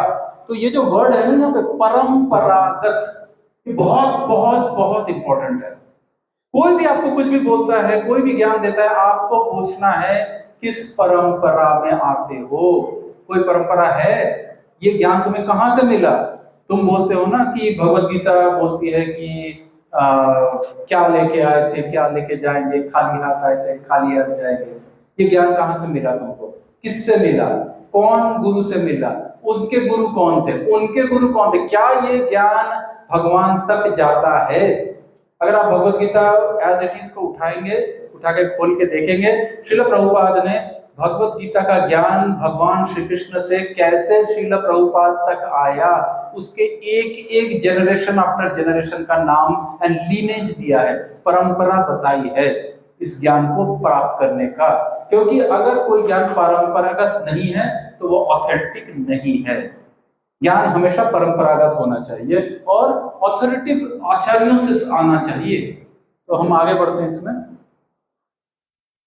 अब ये जो ऑथोरिटिव आचार्य जो ज्ञान होता है ये ज्यादातर वेदों से आता है। जो वैदिक ज्ञान है, जो हमारा वैदिक नॉलेज है, उनसे ही हमें ज्यादातर ज्ञान प्राप्त होता है। भगवान और अध्यात्म के विषय में वैदिक ज्ञानों से ही हमें ज्ञान लेना होता है, वेदों से ज्ञान प्राप्त होता है। अब वेद किसे बोलेंगे या स्क्रिप्चर्स किसे बोलेंगे, शास्त्र किसे बोलेंगे, ये जितने भी वेद हैं, ये जो शास्त्र है, शास्त्र किसे कहते हैं। अब हम थोड़ा सा ध्यान देंगे कि हम किन चीजों को शास्त्र बोलेंगे। तो शास्त्र में वो ज्ञान होता है जो 100% ऑथेंटिक है, उस पर कोई शक नहीं होता है। अब जैसे शास्त्र में बताया गया है कि सबसे बेस्ट एंटीसेप्टिक जो है वो काऊ डंग है, गाय का गोबर है। गोबर जो है वो एंटीसेप्टिक है। अब इसको आज के दिन में फाइनली जाके विज्ञान भी मानती है और मॉडर्न साइंटिस्ट भी मानते हैं, हाँ उसमें ये क्वालिटीज है। इसकी वजह से गोबर के उपले आजकल एक्सपोर्ट भी होते हैं, फॉरेन में ये मिलता नहीं है, तो वो वहां पे नेचुरल मॉस्किटो रेपेलेंट है। हम लोग क्या मॉस्किटो रेपेलेंट यूज करते हैं? केमिकल्स मॉस्किटो रेपेलेंट यूज करते हैं, लेकिन यूरोपियन एंड वेस्टर्न कंट्रीज उपले जलाते हैं, वो उपले जला के मच्छर भगाते हैं। तो उपले कहां से आए? हम ही से आए, हमारा ही ज्ञान है ये उनका ज्ञान नहीं है। उनका ज्ञान तो केमिकल था, उन्होंने हमें अपना केमिकल पकड़ा दिया और हमसे उपले लेते हैं। आप देख सकते हैं मतलब कैसे कैसे चीजों को भ्रमित करके लोग क्यों। और ये ज्ञान कहां पर लिखा हुआ है? ये ज्ञान लिखा हुआ है हमारे शास्त्रों में, यानी कि शास्त्रों का जो ज्ञान है वो 100% ऑथेंटिक है। शास्त्रों के ज्ञान में कोई भी दोष नहीं है। उस ज्ञान में जिसमें कोई दोष नहीं पाया जाए वो शास्त्र कहलाने लायक है। नेक्स्ट क्वालिटी ऑफ शास्त्र क्या है? शास्त्र फ्यूचरिस्टिक है। शास्त्र भविष्य बताने वाला होना चाहिए। ऐसा नहीं होना चाहिए शास्त्र में कि शास्त्र सिर्फ अभी की बात कर रहा है। अगर कोई सिर्फ अभी की बात कर रहा है तो वो गलत बात है, क्योंकि शास्त्र वो हम मानेंगे ऑथेंटिक जिसने फ्यूचर बताया है, भविष्य बताया है। अब आप देख सकते हैं श्रीमद् भगवान चैतन्य के विषय में बोला गया है श्रीमद् भागवतम के 11वें अध्याय के 5वें चैप्टर के 32वें श्लोक में, कृष्ण वर्णम तथा कृष्णम संगपांगोस्त्र पार्षदम यज्ञ संकीर्तन प्राय यजंत ही सुमेधसा। ये श्रील वेद व्यास जी ने आज से 5000 वर्ष पहले श्री चैतन्य महाप्रभु के बारे में बता के गए हैं। वेदों में वर्णित है, हमारा जो श्रीमद् भागवतम है उसमें है। श्रीमद् भागवतम का यहाँ पे स्कंद मिला हुआ लिखा हुआ है, आप चाहें तो आप जाके देख सकते हैं। आज से 5000 वर्ष पूर्व वेद व्यास जी ने ये बात बोल के गए कि कलियुग में बुद्धिमान व्यक्ति भगवान के अवतार की पूजा करने के लिए सामूहिक नाम जाप करते हैं, जो लगातार कृष्ण के नाम गाते हैं। हालांकि उनका रंग काला नहीं है, वे स्वयं कृष्ण हैं। किसके विषय में बात हो रही है? श्री चैतन्य महाप्रभु। चैतन्य महाप्रभु का आविर्भाव आज से सिर्फ 450-500 साल पहले हुआ है, लेकिन ये 5000 मतलब 4500 वर्ष पहले श्रीमद् भागवतम में श्रील वेद व्यास जी ने लिख के गए हैं कि ऐसा भगवान का अवतार आएगा और वो स्वयं भगवान होंगे। फर्क सिर्फ इतना है, हमारे कृष्ण काले हैं, ये गोरे होंगे, इनका तप्त कांचन रंग होगा। तो इस प्रकार से हम देखेंगे कि वेदों में या शास्त्रों में कैसे फ्यूचर, ये तो हमारे चैतन्य महाप्रभु के बारे में प्रोफेसी है जो उनके विषय में बोला गया है, औरों के विषय में भी बोला गया है, हम उनके विषय में भी देखते हैं। भगवान Buddha, Shrimad Bhagavatam 1st canto 3rd chapter 24th verse, आप देख सकते हैं उसमें श्रीमद् भागवतम में भगवान बुद्ध के विषय में पूरी जानकारी आपको मिलेगी। भगवान बुद्ध कहाँ पैदा होंगे, भगवान बुद्ध की माता का क्या नाम होगा, एवरीथिंग वो डिटेल आपको इस श्लोक में मिल जाएगा, इसमें है ऑलरेडी। तो आप सोच सकते हैं भगवान बुद्ध तो आज से मैक्सिमम 700-800 साल पहले हुए होंगे, या कितना 2000, चलो 2000 वर्ष पूर्व भी अगर भगवान बुद्ध आए थे, ये वेद व्यास जी ने 5000 वर्ष पूर्व लिखा, मतलब फिर भी 3000 वर्ष पूर्व भी उन्होंने लिख के चले गए कि ये होने वाला है। इसके विषय में हमारे शास्त्र में ऑलरेडी प्रमाण मिलता है। ये फ्यूचरिस्टिक है, शास्त्र वो होगा जो फ्यूचर बताएगा, फ्यूचर में क्या होना है वो बताएगा। इसके बाद इसमें चाणक्य पंडित के विषय में भी वर्णन है। इतने सालों पूर्व चाणक्य पंडित के विषय में पूर्ण वर्णन है। 12वें स्कंद 1ला चैप्टर 11वां श्लोक। इसमें अगर आप जाएंगे, आप गूगल करके देख लीजिएगा, इसमें भी आपको चाणक्य पंडित के विषय में बताया जाए कि एक ब्राह्मण आएगा, वो ऐसा ज्ञान देगा, वो नीति शास्त्र का पारंगत होगा, वो काले रंग का होगा, सब कुछ मिल जाएगा आपको। तो ये शास्त्रों की खासियत है, शास्त्र आपको भविष्य के बारे में बताते हैं। नेक्स्ट, शास्त्रों में आश्चर्यजनक है। राजा अशोक, सम्राट अशोक, सम्राट अशोक के विषय में भी हमारे शास्त्रों में वर्णन मिलता है। श्रीमद् भागवतम 12वां कैंटो, पहला चैप्टर, 12वां श्लोक, इसमें सम्राट अशोक के विषय में बताया गया है। कब बताया गया है? 5000 वर्ष पहले। 5000 वर्ष पहले वेद व्यास लिख के गए हैं। ये फ्यूचरिस्टिक और जो जो लिखा है उन्होंने, वो सब के सब शब्द टू शब्द करेक्ट है और वो सत्य होता है। अभी तक कोई भी एक भी बात गलत नहीं हुई है। हाँ, ये बात और है कि मॉडर्न साइंस या हम लोग हैं, हम मानते नहीं, अरे ये तो किसी इंसान ने लिखा होगा। अगर इंसान ने लिखा है तो तुम भाई अपना आयुर्वेद को क्यों मानने लग गए? कहाँ से आई है ये आयुर्वेद? ये आयुर्वेद की नॉलेज किससे आई है? शास्त्र से ही आई है। हमारे जो आयुर्वेद से आज पूरी दुनिया में लोग आयुर्वेद की दवाइयां ले रहे हैं, नेचुरल प्रोडक्ट्स के बारे में बात कर रहे हैं। क्यों? और ये ज्ञान कहाँ से मिला?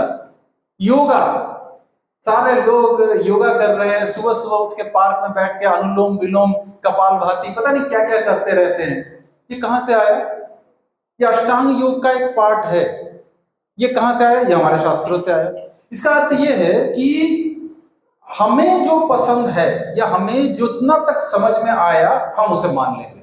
बाकी जो चीज है भगवान के, भगवान किसने देखा है, हम क्यों माने? थ्योरी वही है ना, सेम थ्योरी है कि हम भगवान को क्यों माने। भगवान तो होते नहीं है ना। शास्त्र बोल रहे हैं हो रहे हैं, मैं नहीं मानूंगा। शास्त्र बोल रहे हैं आयुर्वेद का असर है, तो भाई हम मान लेते हैं तुरंत। शास्त्र बोलते हैं योगा करोगे स्वस्थ रहोगे, मान लेते हैं, तुरंत मान लेते हैं। तो इसका मतलब है कि जो जो चीजें हमारे मतलब की समझ में आएंगी हम मानेंगे, बाकी चीजों को नहीं मानेंगे। तो ये इस तरह की जो भ्रांतियां फैली हुई है, ये बेसिकली वेस्टर्न जगत और हमारे अपने लोगों ने भी, सिंस हम शास्त्रों से, खुद के शास्त्रों से बहुत दूर हो गए हैं, इसलिए ये भ्रांतियां ज्यादा है।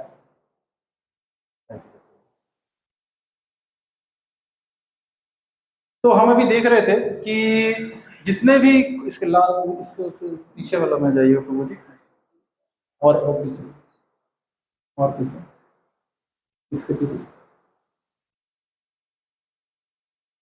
हाँ। तो हम यहाँ पे देख सकते हैं कि जो हमारी जो इंद्रियां हैं वो अपूर्ण है, हमने डिस्कस किया। इसकी वजह से इंद्रियों के द्वारा भगवान नहीं प्राप्त किए जा सकते हैं। आप चाहोगे कि अपनी इन आंखों से भगवान को देख लेंगे, भगवान सामने आएंगे, आपका कॉलिंग बेल बजा के आपको बुलाएंगे बाहर, ये संभव नहीं है। इसके अलावा दूसरा है भ्रम में पड़ना। हम हमेशा भ्रम में रहते हैं, किसी न किसी वस्तु का इल्यूजन होगा ही होगा हमें। तो दूसरा ये है। तीसरा है गलतियां करना। गलतियां करना तो हमारी आदत है। हम चाहे कितने भी अच्छे हो जाए, हम कोई ना कोई गलती अवश्य करेंगे। हम कितने भी एजेड हो जाए, हमें बहुत एक्सपीरियंस है, फिर भी हम गलती करेंगे। आप चाहे कुछ भी करो, गलतियों से पीछा नहीं छोड़ सकते, आप गलतियां जरूर करोगे।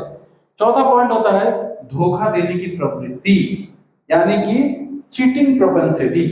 ये जो है गलतियां करना is commit mistakes, C is for commit mistake. अपूर्ण इंद्रियां पहला है आपका, भ्रम में पड़ना है, इल्यूजन में रहना। गलतियां करना है आपका कमिट मिस्टेक्स। धोखा देने की प्रवृत्ति है चीटिंग प्रोपेंसिटी। ये हर इंसान में होती है, चाहे वो स्त्री हो चाहे पुरुष हो, उसमें एक प्रोपेंसिटी होती है चीट करने की।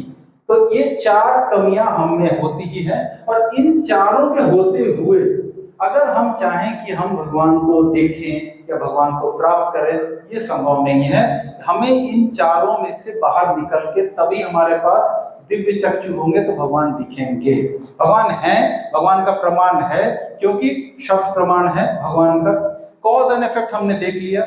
हमने देखा कि किस प्रकार से ये सृष्टि जो है वो भगवान के द्वारा नियंत्रित है, भगवान के द्वारा कंट्रोल्ड है। तो डेफिनेटली भगवान है, भगवान होने की वजह से ही ये पूरी सृष्टि चल रही है, और इसकी वजह से ही सारे लोग हैं, जितने भी लोग हम लोग हैं, जो भी कुछ कर रहे हैं वो भगवान की क्रियाओं द्वारा बंधे हुए हैं। भगवान के 3 गुणों से बंधे हुए हैं, सतोगुण, रजोगुण, तमोगुण से बंधे हुए हैं।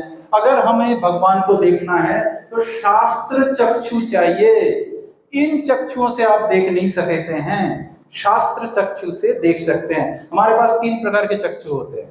फर्स्ट चक्षु ये चर्म चक्षु, ये जो हमारी आंखें हैं, जो मटेरियल आंखें हैं, इसे चर्म चक्षु बोलते हैं, चमड़े की आंखें हैं ये हमारी।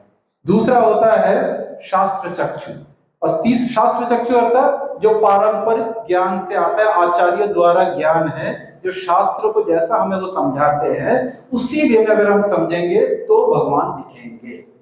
तीसरा पॉइंट आता है क्या? दिव्य चक्षु। दिव्य चक्षु किसे प्राप्त हुआ था? अर्जुन को प्राप्त हुआ था। कुरुक्षेत्र के युद्ध में जब अर्जुन ने भगवान से कहा कि मुझे अपना विराट रूप दिखाइए, तो भगवान ने बोला तुम अपने इन आंखों से मेरा विराट रूप नहीं देख सकते, मैं तुम्हें दिव्य चक्षु देता हूं। उस दिव्य चक्षु से अर्जुन ने भगवान का विराट रूप देख पाए। तो इस प्रकार से 3 प्रकार की आंखें हैं और इसमें से जो शास्त्र चक्षु है वही एकमात्र रास्ता है जिसके थ्रू हम भगवान को प्राप्त कर सकते हैं, भगवान को देख सकते हैं, अवश्य देख सकते हैं। इसमें नहीं देखने की कोई भी ऐसी कमी नहीं है। हमारे संस्थापक आचार्य श्रील प्रभुपाद ने जिंदगी में कई बार भगवान से साक्षात्कार हुआ, कई बार हुआ, एक बार नहीं कई बार। जैसे हम और आप सामने बैठे हुए इस तरह से बातें करते हुए हुआ। तो जिनके पास आंखें हैं, जिन्होंने देखा है वही बता सकता है कि हाँ भगवान है। जिनके पास आंखें नहीं है वो आपको बताएंगे भगवान निराकार हैं, भगवान ज्योति हैं, भगवान लाइट है, भगवान एनर्जी है। ये सारी चीजें जो जिनके पास आंखें नहीं है वो अपने परसेप्शन से, अपने मनोधर्म से कुछ ना कुछ बना के सोचते रहते हैं और सोच के एक डिफाइन करते हैं कि शायद भगवान ऐसे होंगे। तो ये सारी चीजें जो भी है, निराकारवाद हो, प्रकाश हो, ये सब भगवान की ही पार्ट है। अगर आप भगवत गीता पढ़ेंगे तो आप देखेंगे उसमें भगवान ने कदम कदम पे बोला है मैं बीज पद पिता हूँ, मैं ही सबका बीज पदा हूँ, मैं ही माता हूँ, मैं ही धाता हूँ। धाता यानी जो नर्स होती है जो डिलीवरी कराती है, भगवान मतलब वो भी मैं ही हूँ। माता, धाता, पिता, पितामह, तुम्हारे पितामह भी मैं ही हूँ। जो परम पिता है वो भी मैं ही हूँ। तो इस संसार में जितने भी जीव हैं उन सब के लिए भगवान हैं और भगवान सब कुछ देख रहे हैं, इसमें कोई शक नहीं है। तो थैंक यू सो मच आज के इसके लिए। आप लोगों ने बड़े पेशेंस के साथ में सुना। अगर आपका इसमें से कोई भी आज के टॉपिक से आपका कोई प्रश्न है तो ये पूछ सकते हैं, हमारे पास थोड़ा वक्त है अभी।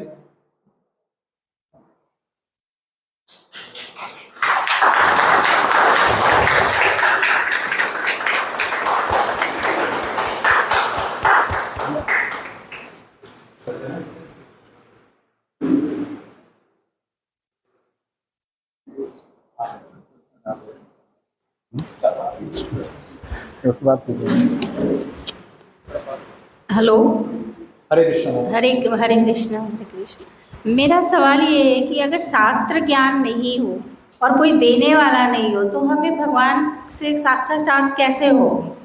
तो उसके लिए हमें क्या करना पड़ेगा? बहुत बहुत अच्छा प्रश्न है माता जी आपका, कि शास्त्र समझाने वाला या शास्त्र ज्ञान जिसके पास नहीं है वो क्या कर सकते हैं।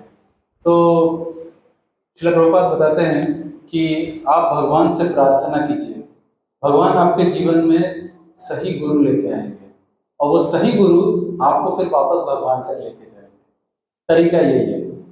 आप आज इस यहाँ पे बैठे हैं, आप आज इस्कॉन के क्लास में बैठे हैं, यहाँ पे आप साइंटिफिक वे में भगवान क्या हैं, कैसे हैं, आप इन सबको समझने का प्रयत्न कर रहे हैं। इसका मतलब ये है कि आपके ऊपर भगवान की कृपा है। भगवान से मैं भक्ति और पूजा में बहुत बिलीव रखती हूँ और कई बार कान्हा जी से मेरा बहुत कुछ हुआ है, पर रियल ज्ञान क्या है, कैसे चाहिए, ये मुझे नहीं मिल रहा है। रियल मैंने एक क्लास ज्वाइन किया कि शायद कुछ जो मैं खोज रही हूँ यहाँ मिल गया। अवश्य मिलेगा माता जी। जो हमारा टोटल आई थिंक 6 क्लासेस हैं, तो आप अगर एवरी क्लास को अटेंड करेंगे, जैसे कल हमने हमारे शिक्षा गुरु इस ग्रेस प्रशांत प्रभु जी ने बताया था कि कैसे आनंद की प्राप्ति की जा सकती है। कल मैं नहीं ले पाई थी, कल मैं नहीं। आप YouTube लिंक देख लीजिएगा, YouTube में ये आ जाएगा, तो उसमें आप YouTube में सुन लीजिएगा। तो उसमें आपको प्रभु जी ने बताया था कि हम क्यों दुखी हैं, क्या ये संसार दुखालय है, उसके विषय में बताया था। तो ये जो ज्ञान है बता रहे हैं प्रभु जी, या जो भी हमने आज भी आपको बताया, ये सारे हमारे शास्त्र से ही हैं। इस्कॉन की एक विशेषता यही है माता जी कि यहाँ पे कोई भी अपनी मनगढ़ंत बातें करना अलाउड नहीं है। हमारे श्रील प्रभुपाद बोलते थे वी हैव टू रिपीट, सिर्फ रिपीट करना। हम तोते हैं। ये जो भी मैंने बताया आपको, ये मेरा ज्ञान नहीं है, मैं सिर्फ यहाँ तोता हूँ, तोते के माफिक बोल रहा हूँ। ज्ञान सब शास्त्र से आया, जैसा हमारे गुरु महाराज, जैसा हमारे शिक्षा गुरु, जैसे श्रील प्रभुपाद से हमें ये ज्ञान प्राप्त हुआ, हमें एज इट इज देना है। हमारे यहाँ पे भगवत गीता का भी नाम क्या है? Bhagavad Gita as it is, यथा रूप। ये वर्ड यथा रूप क्यों यूज हुआ है? ये वर्ड यथा रूप का भी मतलब है, एज इट इज का अर्थ यही है कि ये जो ज्ञान है, ये वो ज्ञान है जो भगवान अर्जुन को बताना चाह रहे हैं। एग्जैक्टली क्या भगवान सोच रहे हैं या भगवान क्या एक्सप्रेस करना चाहते हैं, वो ज्ञान जो है वो इसका पर्पस में लिखा हुआ है। श्रील प्रभुपाद अपने पुस्तकों को खुद पढ़ते थे, भगवत गीता कंप्लीट की वो खुद ही अपनी भगवत गीता पढ़ते थे। श्रीमद् भागवतम के 12 स्कंद 18,000 श्लोकों का उन्होंने ट्रांसलेशन किया करते थे। बुक्स प्रिंट होकर आता था, जब बुक्स प्रिंट होकर आता था वो खुद बोलते थे मुझे दो, गिव मी वन कॉपी, एक कॉपी मुझे दो, मैं पढ़ना चाहता हूँ। तो भक्त पूछते थे उनसे कि प्रभुपाद ये तो आपने ही लिखा है, आप ही का तो ट्रांसलेशन है, आप ही ने परपट लिखा है, तो फिर आप क्यों पढ़ते हो उसको? प्रभुपाद हमेशा बोलते थे मैं नहीं लिख रहा हूँ, मुझसे लिखवाया जा रहा है। लिखवा कौन रहे हैं? भगवान रहे हैं। तो आपको ऐसे आचार्यों की पुस्तकें पढ़नी होंगी, तभी आप, और इनकी भी पुस्तकें जो इन्होंने लिखी है उसको भी ऑथेंटिक सोर्स से सुनना होगा। जैसे हमारे हिज ग्रेस प्रशांत कुमार प्रभु जी के जो क्लासेस होते हैं, आप चाहो तो उनको सुन सकते हो। भगवत गीता आपने उठा लिया, प्रभुपाद की भगवत गीता भी उठा के बहुत लोगों को समझ में नहीं आएगा, अगर पढ़ा पर मुझे बिल्कुल नहीं समझ में आए। क्योंकि माता जी ऐसा सोचो कि हमारे बच्चे होते हैं, हमारा छोटा बच्चा है, वो जब पहली बार स्कूल जाने का होता है तो उसके स्कूल में क्या पढ़ाया जाता है? ABCD पढ़ाएंगे, 1 2 3 4 पढ़ाएंगे, यही तो पढ़ाएंगे ना, इससे ऊपर तो कुछ नहीं पढ़ा देंगे, क ख ग घ सिखा देंगे। हम में से हर पढ़ा लिखा माता पिता को ये सारी चीजें आती हैं। प्रभु जी इंजीनियर है, प्रभु जी को सारी आते हैं, 1 2 3 4 भी आते हैं। प्रभु जी के बच्चे होंगे तो क्या करेंगे? 1 2 3 4 का बुक खरीदेंगे, ABCD का बुक खरीदेंगे, स्कूल में जाएंगे, वो भी काफी रिसर्च करेंगे कौन स्कूल अच्छा है कौन खराब है। पढ़ाना क्या है? ABCD 1 2 3 4। लेकिन उसके लिए भी हम अच्छे से अच्छा स्कूल ढूंढते हैं, उसके लिए भी हम अच्छे से अच्छा टीचर ढूंढते हैं, उस टीचर के साथ रिलेशनशिप भी बनाते हैं। पेरेंट टीचर्स मीटिंग में जाते किस लिए हैं? एक छोटे बच्चे के बारे में टीचर बताना क्या है, उसे तो पता ही है वो क्या कर रहा है, लेकिन फिर भी जाते हैं। क्यों? क्योंकि हम टीचर के साथ रिलेशनशिप बनाना चाहते हैं। तो एक भौतिक संसार का सबसे तुच्छ ज्ञान, जो सबसे कॉमन ज्ञान है 1 2 3 4 ABCD क ख ग घ, उसके लिए भी बुक्स चाहिए, उसके लिए भी टीचर चाहिए। जो आध्यात्मिक ज्ञान है, जो इस संसार का ही नहीं है, जो इस संसार, ये भौतिक संसार का ज्ञान ही नहीं है, उसके लिए क्या हमें कोई बुक नहीं चाहिए, कोई टीचर नहीं चाहिए? एग्जैक्टली। जो भी इसमें से इन चीजों को अवॉइड करके सोचता है कि मैं ही खुद पढ़ के सब समझ जाऊंगा, मैं ही समझ जाऊंगा। तभी हमने बताई 4 चीजें होती हैं, 4 प्रकार की प्रॉब्लम्स हैं हमारे में। पहला इल्यूजन होगा, दूसरा होगा हम धोखा देने की टेंडेंसी होगी, तीसरा हो गया हमारी इंद्रियां अपूर्ण है, पढ़ के भी हम गलत ही समझेंगे उसको। भगवान कृष्ण किस सेंस में क्या बोल रहे हैं ये नहीं आपको समझ में आएगा। इसको समझने के लिए आपको, जैसे ये क्लासेस ओवर होगा, फिर भगवत गीता के क्लासेस स्टार्ट होंगे। ये ISKCON is not a temple, ये सिर्फ एक मंदिर नहीं है। प्रभुपाद बोलते थे हमेशा कि ISKCON टेम्पल नहीं है, यहाँ पे वैदिक ज्ञान दिया जाता है। इट्स अ स्कूल, ये एक स्कूल है और इसमें ऑथेंटिक ज्ञान दिया जाता है। सिर्फ क्यों ऑथेंटिक है? क्यों? क्योंकि ये परंपरा से आती है, परंपरागत ज्ञान देंगे यहाँ पे। आप श्रील प्रभुपाद की भगवत गीता भी जब आप पढ़ेंगे, आप देखेंगे कितना रिसर्च किया है। आपके मतलब शास्त्र इतने हैं कि आप इस जीवन में पढ़ नहीं सकते हैं। चार तो मेन आपके वेद हैं, 4 वेद हो गए, 108 उपनिषद हैं, पढ़ सकते हैं सारे उपनिषद। उसके अलावा पुराण है, 18 पुराण है, कितना पढ़ोगे आप? इसके इन सबके अलावा भी चैतन्य चरितमृत है, श्रीमद् भागवतम है, मतलब इतने ग्रंथ, इतने शास्त्र हैं। और ये सारे शास्त्र ऐसे लोगों के द्वारा रचित हैं या लिखे गए हैं जिन्होंने भगवान का साक्षात्कार किया है, आत्म साक्षात्कार, आत्मा का साक्षात्कार किया है जिन्होंने एक एक शब्द इतना सोच के, इतना गहन अध्ययन करके लिखा है। आजकल तो कोई भी भगवत गीता का श्लोक उठा लेते हैं, कुछ भी अपना मतलब निकाल के बता देते हैं। अरे तुम्हारी तपस्या कहाँ है? कितने सालों तक तुमने भक्ति की है? कि तुम भगवान को समझ जाओगे, भगवान की बातों को तुम समझ जाओगे, भगवान ने भगवत गीता में क्या बताया तुम समझ सकते हो। तो इस्कॉन में श्रील प्रभुपाद इसीलिए हमेशा बोलते थे, सिर्फ और सिर्फ तोता बनो, अपनी बुद्धि नहीं लगाओ। मुझे ऐसा लगता है कि भगवान यहाँ ये कहना चाहिए ना, तुम्हारे लगना ही तो गलत है, तुम्हें तो तुम्हारी इंद्रियां ही गलत है, तुमको गलत ही इंफॉर्मेशन देंगी। सही इंफॉर्मेशन के लिए सही सोर्स चाहिए। अगर आप तो आपके लिए ये प्रश्न है नहीं माता जी, क्योंकि आप तो सही जगह पे बैठे हो।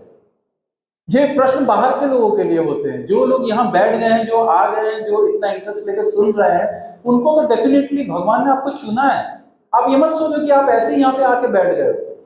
750 करोड़ की आबादी है पृथ्वी की, आधे से ज्यादा लोग तो मॉल में घूम रहे हैं, सिनेमा देख रहे हैं।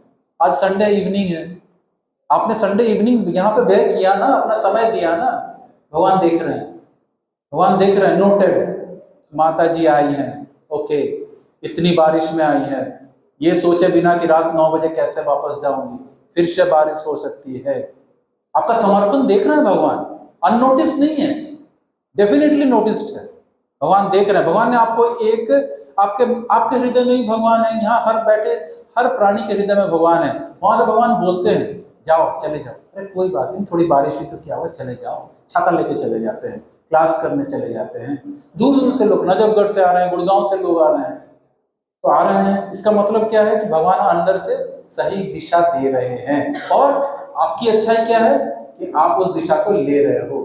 कल के क्लास में आप सुनना, प्रभु जी का क्लास सुन लेना। प्रभु जी ने बताया था ABCD, उसमें से C जो है वो चॉइस है। भगवान आपको चॉइस देते हैं। अरे इस्कॉन द्वारका में ना DYPH हो रहा है, क्लास कर लो।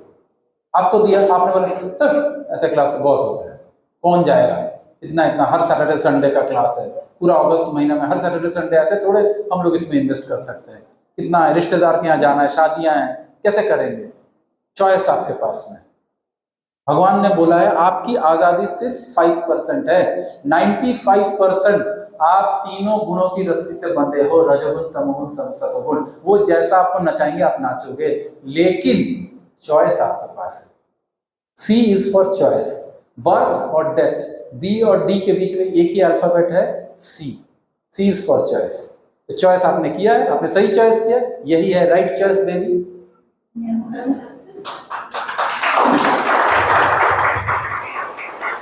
हाँ प्रभु।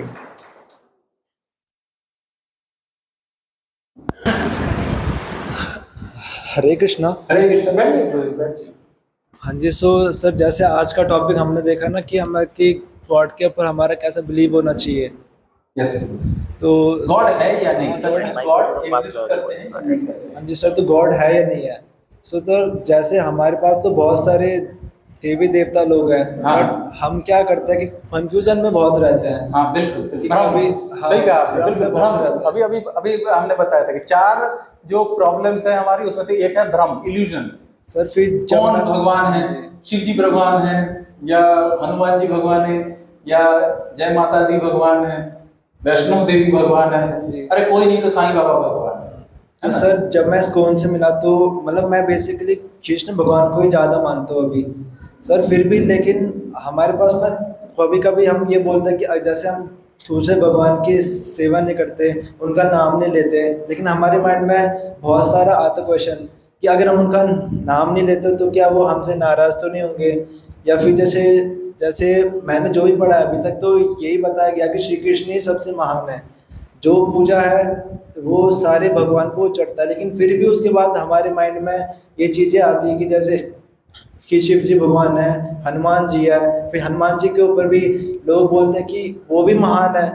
तो सर इसके ऊपर ये है कि हमारे ऊपर बहुत कंफ्यूजन है कि हम क्या करें कि इसे एक चीज़ के ऊपर हमारा फोकस अच्छे से रह सके।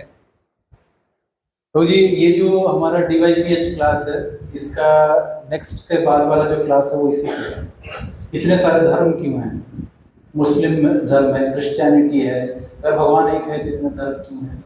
अगर भगवान हमारे हिंदू शास्त्र में या सनातन धर्म में कितना 33 करोड़, कोई बोलता है करोड़, कोई बोलता है कोटि, कोई बोलता है प्रकार।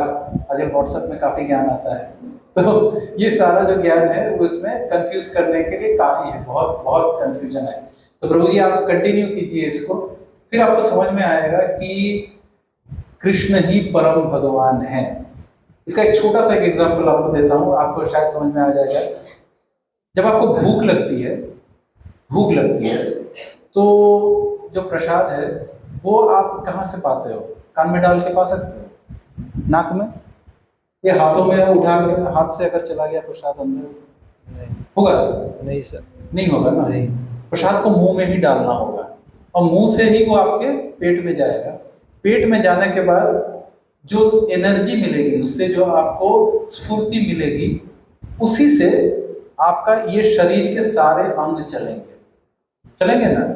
आपके हाथ भी चलेंगे, पैर भी चलेंगे, आप चल के वापस जा सकते हो, आंखें देखने लग जाएंगी, कान सुनने लग जाएंगे। कि कहाँ से एनर्जी आई? मुंह से पेट में गया, तो पेट से ही पेट ने उसको हजम किया और ये एनर्जी को सारे में दिया, आपके पूरे शरीर में दिया। तो आप ऐसा समझ लो कि कृष्ण ये पेट है। अगर आपने कृष्ण भक्ति की तो ये हाथ आपके शिव जी, ये हाथ आपके दुर्गा जी, ये पैर आपके गणेश जी, ये जितने जीज लोग हैं, जो जी नहीं भी हैं, साईं बाबा, कोई भी है, ये सारे के सारे प्रसन्न होंगे। सिर्फ कृष्ण। हमारे जीवन में प्रॉब्लम है ही इसीलिए क्योंकि हम कृष्ण को नहीं मानते हैं, कृष्ण को नहीं पूजा। लोग जा रहे हैं शिव जी पे लड्डू चढ़ा रहे हैं, मंगलवार को बूंदी चढ़ा रहे हैं हनुमान जी पे। हनुमान जी क्या चाहते हैं ये क्यों नहीं कोई करता है? हनुमान जी खुद क्या कर रहे हैं? वो क्या कर रहे हैं? वो तो भगवान का नाम ले रहे हैं, राम का नाम लेते हैं। वो राम और कृष्ण में कोई अंतर नहीं है। राम का नाम लेना, कृष्ण का नाम लेना है। तो हनुमान जी खुद क्या कर रहे हैं वो भी हम नहीं देखते हैं। हमने हनुमान जी को ही भगवान बना, सेवक को भगवान बना दिया। कोई सेवक है वो भगवान बन गया। जैसे शिव जी हैं, शिव जी माता पार्वती को पद्म पुराण में बोलती हैं। माता पार्वती पूछते हैं शिव जी से कि ये आप दिन रात मतलब जो आंखें बंद करके कुछ सोचते रहते हो, ध्यान करते रहते हो, तो यार दुनिया में इतने लोग इतनी सारी पूजाएं करते रहते हैं, तो मतलब क्या है, कौन किस, वो भी आपके जैसे कंफ्यूज थी माता। तो माता पार्वती को शिव जी बोलते हैं, पद्म पुराण में ये श्लोक आता है, आराधना नाम सर्वेशाम विष्णु आराधना परम। इस दुनिया में जितनी भी प्रकार की आराधनाएं हैं उसमें सबसे परम आराधना, सबसे परम टॉप मोस्ट पूजा अर्चना जो है विष्णु आराधना परम। उसके बाद भी एक लाइन बोला, तस्मात् परतरम देवी तदीयनाम समर्चनम। इसका मतलब है कि उससे भी ऊपर अगर तुम कुछ चाहते हो तो भगवान और भगवान के भक्तों की पूजा करना, वो भगवान के जो शुद्ध भक्त हैं उनकी सेवा करना, उनकी पूजा करना। क्योंकि अगर उनकी सेवा और उनकी पूजा करते हैं तो भगवान प्रसन्न होते हैं।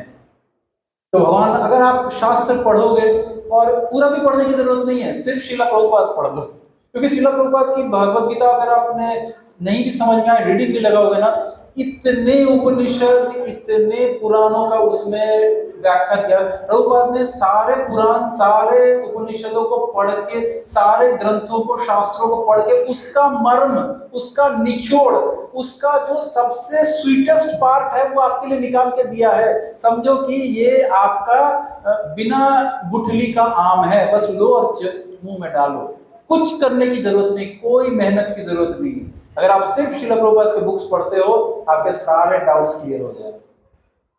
श्रीला प्रभुपाद के छोटे छोटे बुक्स आते हैं, उनको हम लोग बॉम्ब बोलते हैं, वो बॉम्ब्स है, छोटा बुक नहीं है, वो बॉम्ब है।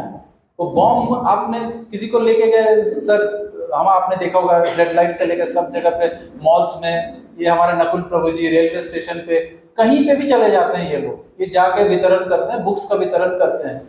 और बुक्स का वितरण करते हैं, लोग मानते नहीं है फिर भी देते हैं, अरे ले जाइए 30 रुपए का ही तो ले लीजिए, वो लेके चले जाते हैं। तो ये सारे बुक्स बॉम्ब है। जिस दिन उसके अंदर चेतना परिवर्तित हुई और उसने वो बुक को उठा लिया, उसके मन में, उसके हृदय में कृष्ण भावना भवित जगेगा, वो फटेगा, वो फटेगा तो अपना असर दिखाएगा।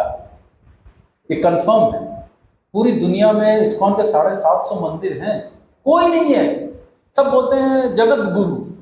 किसी का कभी सोचा है तुम किस बात के जगत को, हिसार तक तो तुम्हारा कंट्रोल होता नहीं है, इतना तक तो तुम रहते हो, हरियाणा के बाहर तुम्हारा नाम नहीं, लेकिन नाम है जगत गुरु। किस बात के जगत गुरु? कहाँ कहाँ गए हैं तुम्हारे मंदिर है, कहाँ कहाँ तुम्हारा प्रभाव क्षेत्र कहाँ है? श्रील प्रभुपाद के अलावा कोई जगत गुरु ही नहीं है। एक आदमी ने 70 साल की उम्र में पूरे दुनिया को रिवॉल्यूशन कर दिया, पूरे दुनिया में परिवर्तन ला दिया, ये श्रील प्रभुपाद है।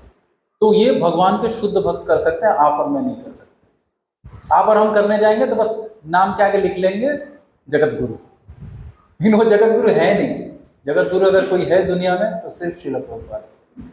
इस वजह से आपको भ्रम नहीं होगा, आप रेगुलर आइए और ये सारे जो अगले दिन की जो क्लासेस हैं उसमें ये सारे डाउट्स आपके क्लियर होंगे।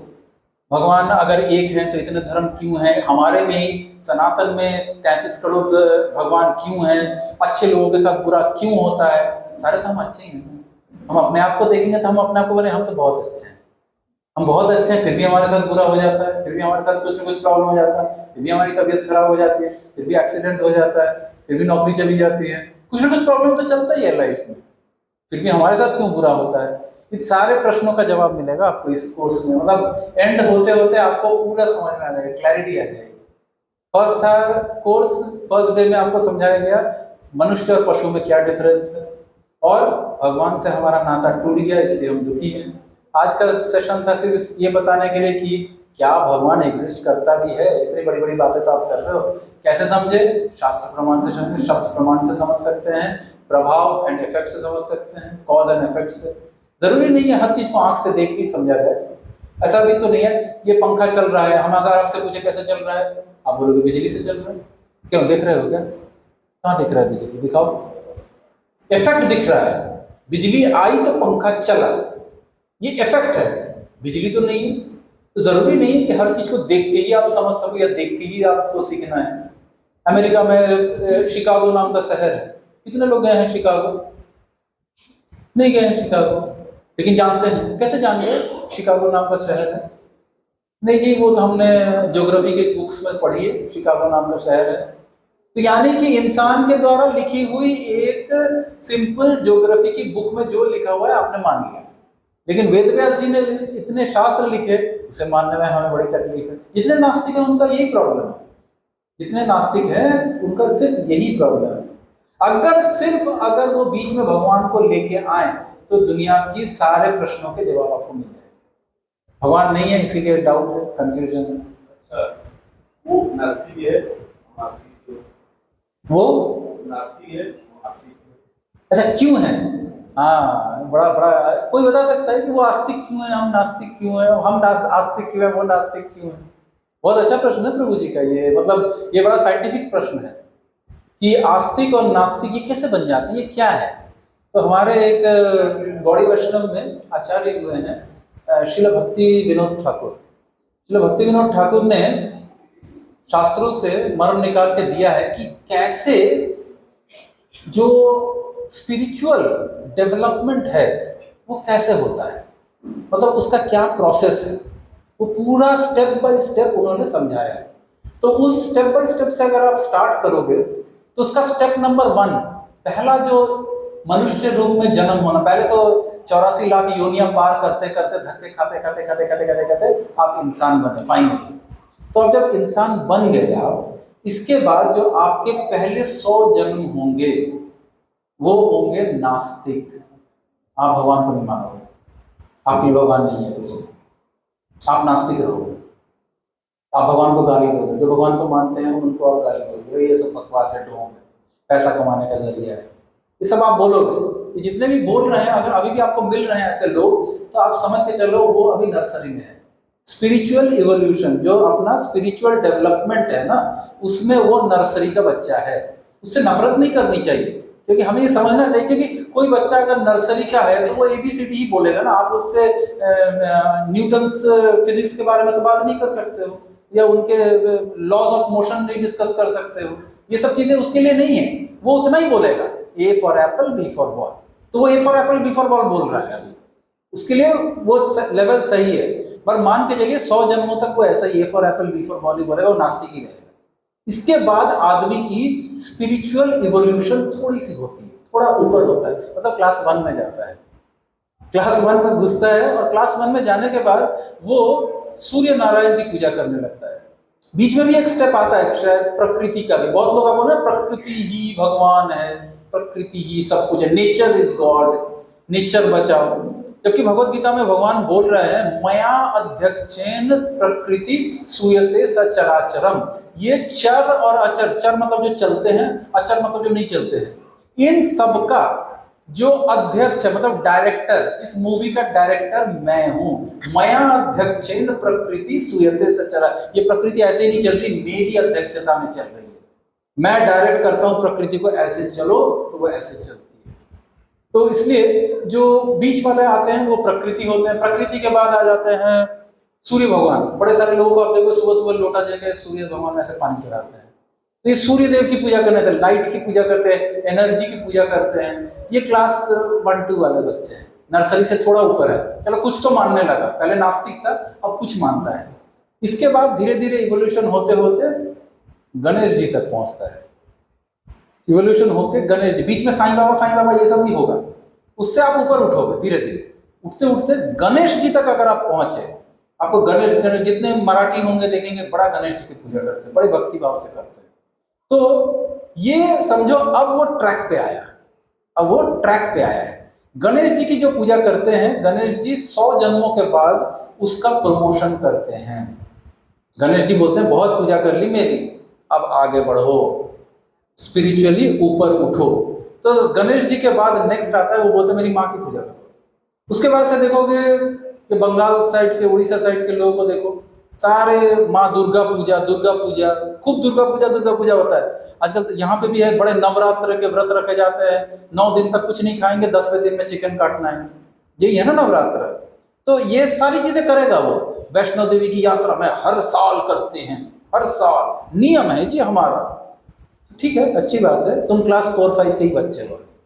अभी तक अगर तुम्हें शक्ति और काली और दुर्गा यही समझ में आ रही है, इसका मतलब ठीक है, you are in the process. उनसे नफरत नहीं करना है, प्रेम ही करना है। लेकिन ठीक है, हमें ये समझना चाहिए कि ओके अभी लेवल इज लोअर, बहुत नीचे लेवल पे है अभी। इसके बाद जब वो माँ दुर्गा, माँ काली, इन सब की पूजा, शक्ति की पूजा करते करते ऊपर उठता है, उसके बाद 100 जन्मों के बाद, इस हर एक स्टेप में 100 जन्म है। वो 100 जन्मों के बाद उसको माँ दुर्गा या माँ काली, ये सब पार्वती के रूप हैं। तो पार्वती जी उनको बोलते हैं मेरे पति की पूजा करो। उसके बाद से जय शंकर बम बोले, कांवड़ उठाएगा, ये करेगा, वो करेगा, रोज हर सोमवार को जाकर शिव जी पे जल डालेगा, दूध डालेगा, ये सब करेगा वो। जो ये सब कर रहा है, समझ लो कि हाँ अभी ये थोड़ा सा हायर स्टैंडर्ड का बच्चा आ गया, हाई स्कूल में आया, अब आया। लेकिन शिव जी भी छोटी छोटी मुरादें बड़ी जल्दी पूरी करते हैं, असली मुराद नहीं पूरी करते हैं। आप शिव जी से मांगो, बड़ी सारी माताओं को आप देखते हो हर सोमवार जाते हैं, क्यों? पति चाहिए, सुंदर अच्छा पति मिल जाता है, मिलता भी है, सचमुच मिलता है, ऐसा नहीं कि नहीं मिलेगा। आप शिव जी से घर मांगो, बंगला मांगो, गाड़ी मांगो, मिल जाएगा। शिव जी आशुतोष है, बहुत छोटी सी चीजों में संतुष्ट हो जाते हैं और वो आपको देंगे। लेकिन असली चीज नहीं देते हैं, ना बुद्धि देते हैं। मांगना क्या है हमें तो पता ही नहीं कि मांगना क्या है। हम तो ये भौतिक चीजें ही मांगते रहते हैं ना, नौकरी दे दो, शादी हो जाए, बच्चे का एजुकेशन हो जाए, नौकरी ये हो जाए, सारी यही सारी चीजें जनरली लोग मांगते रहते हैं, पैसा मिल जाए। तो शिव जी जो है वो फाइनली जाके 100 जन्मों तक जो शिव जी की भक्ति करता है और शुद्ध भक्ति में आता है, फिर शिव जी उसको प्रमोट करते हैं। तो बोलते हैं तुम बेवकूफ़ी कर रहे हो, मेरी पूजा नहीं करनी है, मैं जिसकी पूजा करता हूँ उसकी पूजा करनी है। फिर उसको धीरे धीरे कृष्ण समझ में आते हैं। कृष्ण आसानी से समझ में नहीं आएंगे, टेढ़े हैं ना हमारे भगवान। ठाकुर जी को देखा है ना, 3 पार्ट में टूटे हुए हैं, टेढ़े हैं। टेढ़ी चीज आसानी से जाती नहीं है, बोतल के अंदर टेढ़ी चीज घुसा के दिखाओ, बड़ी मुश्किल है।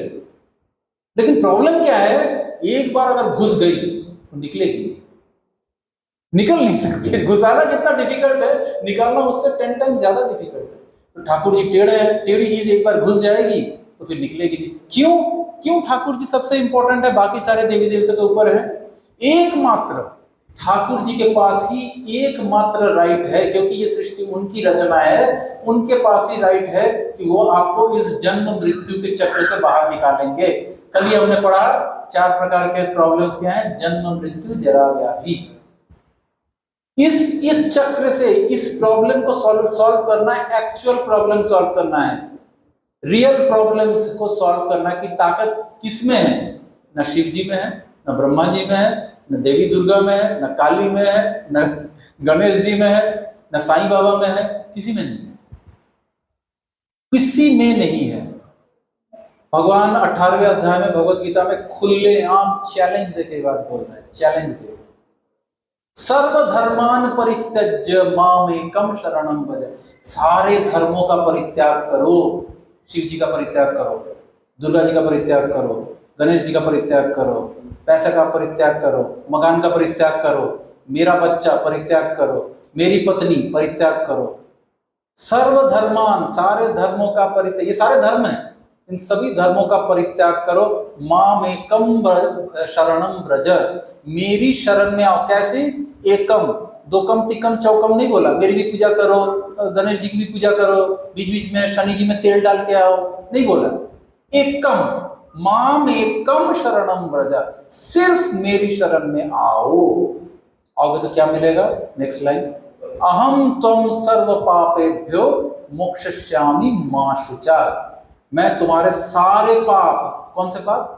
इस जन्म के पाप, इसके पहले जन्म के पाप, उसके पहले जन्म के पाप, जब से आप जीवात्मा बनी है तब से पाप ही पाप चल रहे हैं, सारे पापों को सब समाप्त करते हैं। मोक्षयिष्यामि मा शुचा, मैं ही मोक्ष दे सकता हूं, किसी में, किसी देवी देवता में दम नहीं है आपको जन्म मृत्यु के चक्र से, प्रकृति के नियमों से बाहर निकालने का। तो इसलिए जो नास्तिक है उसे समझना चाहिए, ठीक है, अच्छी बात है, अभी नास्तिक है, ये आएगा, इन द प्रोसेस ऑफ इवोल्यूशन आएगा, धीरे धीरे धीरे धीरे धीरे धीरे आएगा। लेकिन आस्तिक होने के बाद भी बहुत लोग आस्तिक हैं, बहुत लोग कांवड़ उठा के दौड़ रहे हैं, बहुत लोग शिव जी पे पानी चला रहे हैं, बहुत, अभी आप देखेंगे नवरात्र आएंगे, पूरी नॉर्थ इंडिया वेजिटेरियन हो जाएगी, टक टक टक टक टक टक टक टक, वो क्या बजाते हैं? ढोलक बजा के गाना होगा, सब कुछ होगा, लोग बाहर में वो लगा के खिचड़ी प्रसाद बांट रहे हैं, क्या क्या बांटते रहते हैं, वो सब होगा, भंडारे हो रहे हैं चारों तरफ। ये समझ लेना चाहिए कि ये लोग सब जो है ठीक है, प्रोसेस में है, राइट पाथ में, माँ दुर्गा तक पहुंचे हैं एटलीस्ट। माँ दुर्गा के आगे, माँ दुर्गा जब प्रमोट करेगी तब ये शिव जी करेगी, शिव जी जब प्रमोट करेंगे तब हम कृष्ण समझ में आएंगे। तो ये प्रोसेस है, वो नास्तिक इसलिए है, हम आस्तिक इसलिए हैं। हमें कृष्ण समझ में आया इसलिए हम आस्तिक हैं, उन्हें अभी तक समझ में नहीं आया, उन्हें कृष्ण तो छोड़ो, कुछ भी समझ में नहीं आया अभी तक, इसलिए वो नास्तिक है। तो प्रोसेस है, प्रोसेस, इट टेक्स टाइम।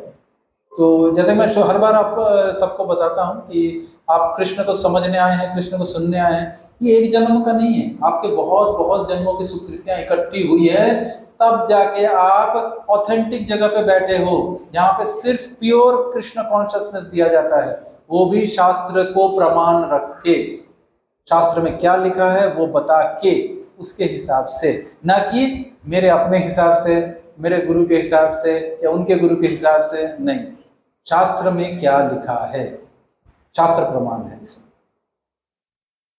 और कोई है जिनको कोई प्रश्न है? वैसे 9:05 हो गए हैं, तो इसके बाद प्रसादम, माता जी प्रसादम रेडी रेडी प्रसादम रेडी। तो हमारे यहाँ पे नियम है इस्कॉन का, श्रील प्रभुपाद के द्वारा स्थापित ये नियम है कि पहले ज्ञान फिर प्रसाद। हाँ बोलिए माता जी। छोटा मुंह बड़ी बात। माता जी सबका मुंह छोटा ही है, क्या करें, हमारा भी मुंह छोटा ही है, पर हम बात सिर्फ करते हैं जो प्रभुपाद ने बताया है, अगर हमें हमारे शिक्षक गुरु प्रशांत प्रभु जी से जो समझ में आया। पास कर लीजिए।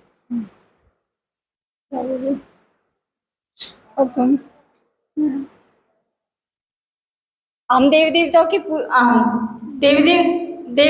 की पूजा करते हैं, देवी देवता हमारी इच्छा पूरी करते हैं, और भगवान श्री कृष्ण अगर गर्दन काट के भी भगवान श्री कृष्ण मिलते हैं तो बहुत कम है। हाँ सही सही है बात है। और वो आपने एग्जाम्पल दिया स्टोमक का, है ना, ये हम उंगली को रोटी खिलाएंगे और कानों को पानी पिलाएंगे तो क्या काम करेंगे? काम तो जब भी होगा ना जब पेट भरेगा। तो यही, और जैसे एक पेड़ होता है अगर जड़ में पानी देते हैं ना, जब भी पूरा पेड़ वो फलता है, एक एक पत्ते को पानी नहीं दे सकते। तो भगवान श्री कृष्ण वो जड़ है, भगवान श्री कृष्ण वो जड़ है। और भगवान श्री कृष्ण पता नहीं हमारे हजारों जन्मों के, हजारों से भी हजारों पुण्य इकट्ठे होते हैं जब हम श्री कृष्ण की तरफ एक कदम बढ़ाते हैं। और हमारे सर का जो बाल होता है, हम अपने आप को इतना छोटा समझे, हमारे एक बाल का 10,000वां हिस्सा, इतना छोटा हम अपने आप को समझेंगे ना, जब हम भगवान श्री कृष्ण को पाएंगे। भगवान श्री कृष्ण को हम ऐसे नहीं पा सकते, उनको पाना आसान भी नहीं है, उनको पाना मुश्किल भी नहीं है। जी, मुश्किल नहीं है। बहुत अच्छा, बहुत अच्छा। तो अभी आप सबों का बहुत बहुत धन्यवाद। और प्रसादम का इंतजाम है, प्लीज प्रसादम पा के जाएं। और अगला क्लास नेक्स्ट सैटरडे को होगा, तो नेक्स्ट सैटरडे में मेरे शिक्षा गुरु आएंगे इस देश प्रशांत प्रभु जी। हरे कृष्णा। बहुत बहुत